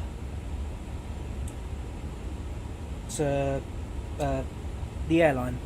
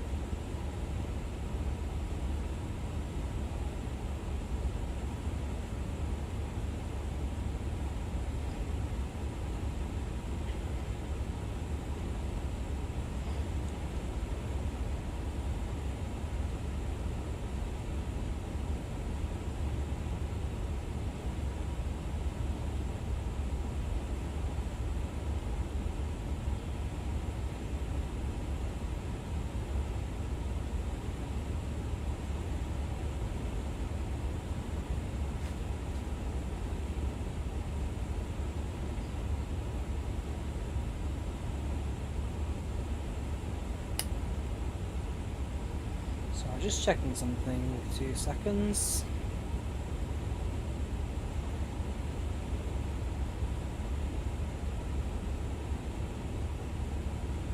Okay. Yeah, I've recently had a bit of a sweep of some of the add-ons, get them all onto the Contrail store. I quite like the little transfer tool they have to offer. Very handy. And I've just noted that Krakow actually got an update. It's now got a V2, which I might look into. I actually found Krakow for the first time quite recently. I've done, I mean, I'm Polish, half Polish, so I've been to Poland several times, but I've never been to Krakow before. I recently had a flight out there, so it's nice to see. Sure, that's...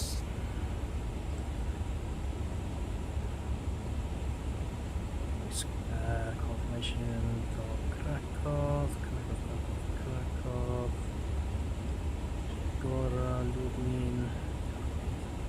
Yeah, that's cool.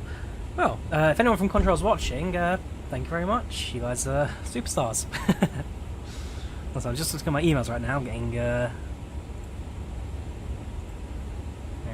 let's say it's I mean, some of the old marketplaces, I like having it all in one place. I can just access it all with a nice click of a button. It's Narita, Washington Landmarks, Yeshov, Toronto, Fort Lauderdale, and Tivat.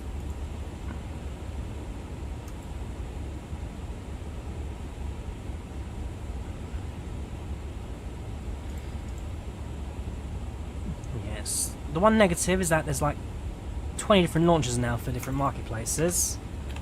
So you've got the Orbex launcher, Ini Marketplace, Contrail. Well, Contrail's quite good because Contrail actually combines like 5 or 6 different stores into one. That's very handy. You've got the Airsoft One launcher. So now it's a case of tracking down which launchers that get used. Also got a chat open with Colin from TFDi Design. I had a few issues with PACX earlier, but hopefully that's going to be resolved. Issue on my end, looks like it. I've seen other opinions on FSS. What's yours? I have any of their products. Wanted to see if you had a side. So you're talking about flights and studios? So I'm fairly sure I own their Embraer, and I must admit I've never actually flown it. Cinemax Studios. Can't remember what store I bought it from. Was it Just Flight? Accounts. Log in. I'm fairly sure I own. Yeah, so I own the Embraer 170, 175 series, and I must admit I've never actually flown it. I've loaded it up, and that's on the Aerosoft 1 launcher. Stand by. Should probably transfer that across.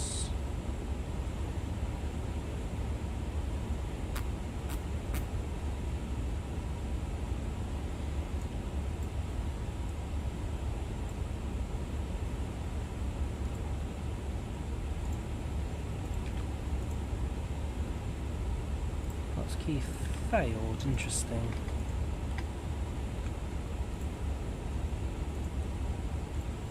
Now, I definitely need to look into this. Is there an Aerosoft 1 online thing? It's like an Airbus 2020 only compatible aircraft. So one negative about Aerosoft is that even though I don't have 2024 installed, I wouldn't mind knowing what add-ons I own for it, which it doesn't tell you.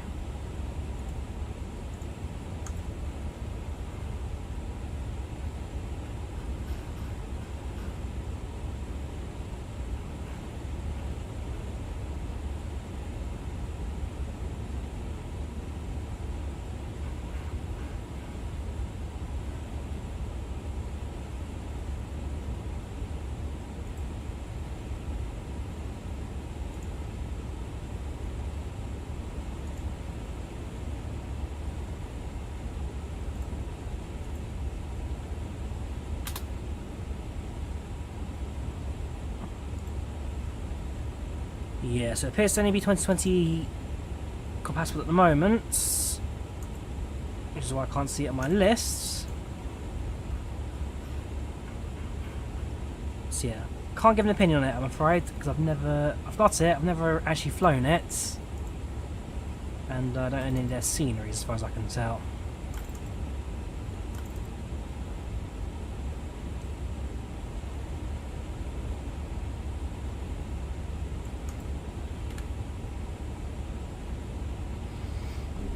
Made it across. I've got 1, 2, 4, 8, 10 requests. 1, 2, 3, 4, 5, 6, 7, 8, 9.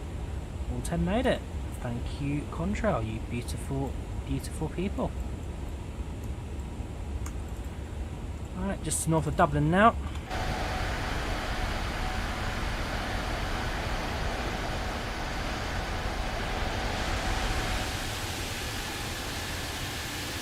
Sun is now setting.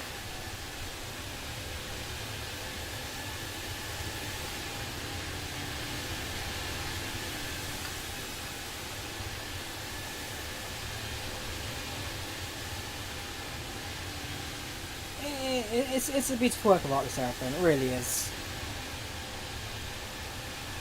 Would you do London to Kuala Lumpur and MSFS? I would do it, Jake. All comes down to flight duration. For YouTube streaming, can't do more than 12 hours. Done London to Kuala Lumpur in real life, and so I would do it in stream. Just got to find a way of reducing it by 2 hours.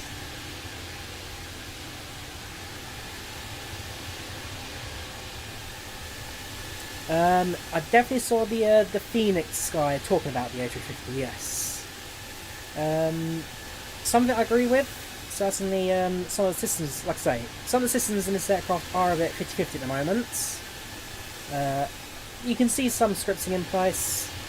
I definitely don't like the fact that sometimes when you use the FMS, there's a 50-50 chance that it'll crash your sim. But I feel like some of it's a little bit harsh in some regards as well, because the let's say, so Phoenix was going to do their own A350, but cancelled it after this got announced. And yeah, so I think half of it was coming from a harsh place. Half of it I do actually kind of agree with.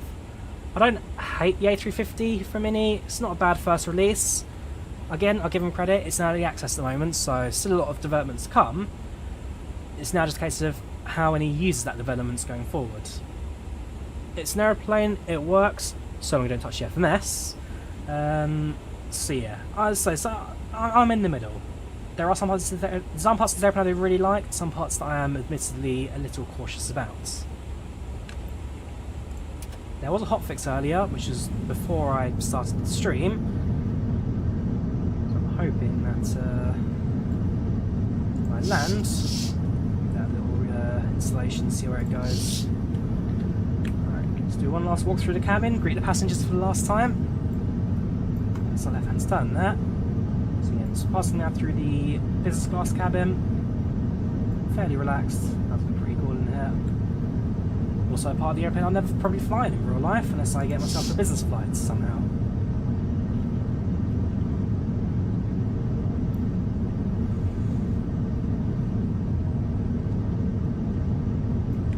Just draw the curtains we go through, entering premium economy.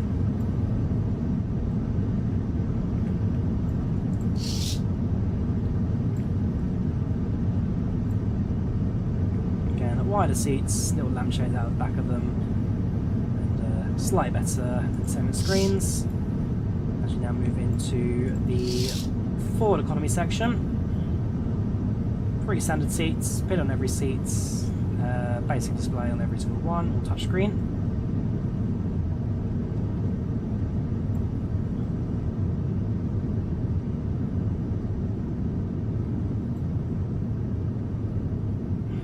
Sexy.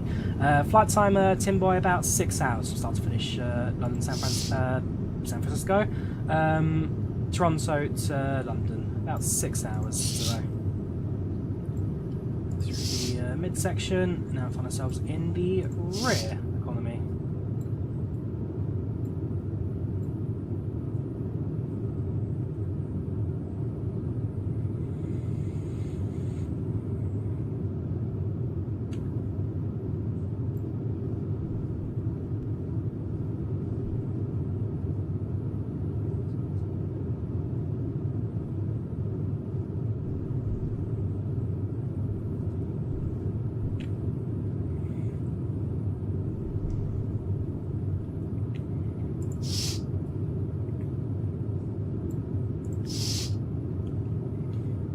Galley.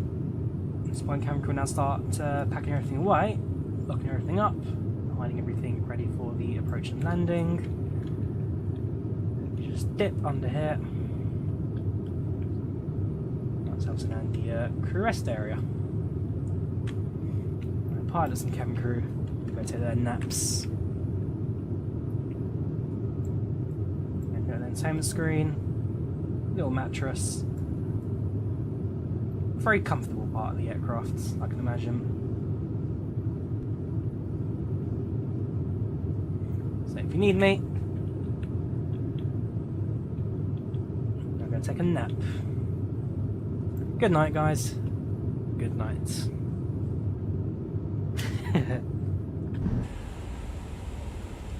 Alright, serious now. We're about to enter ATC and or your London.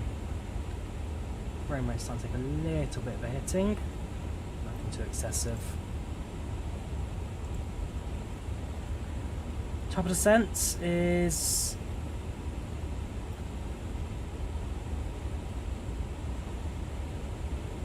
about 90 miles away.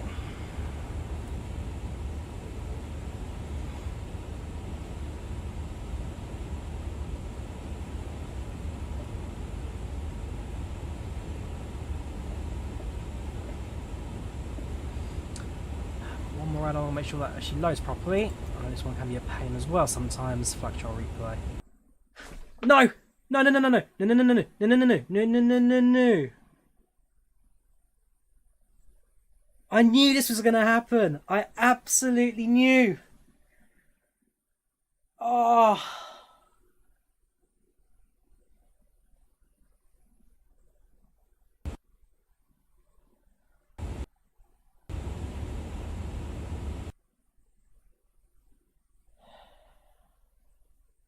I knew that we were going to do it.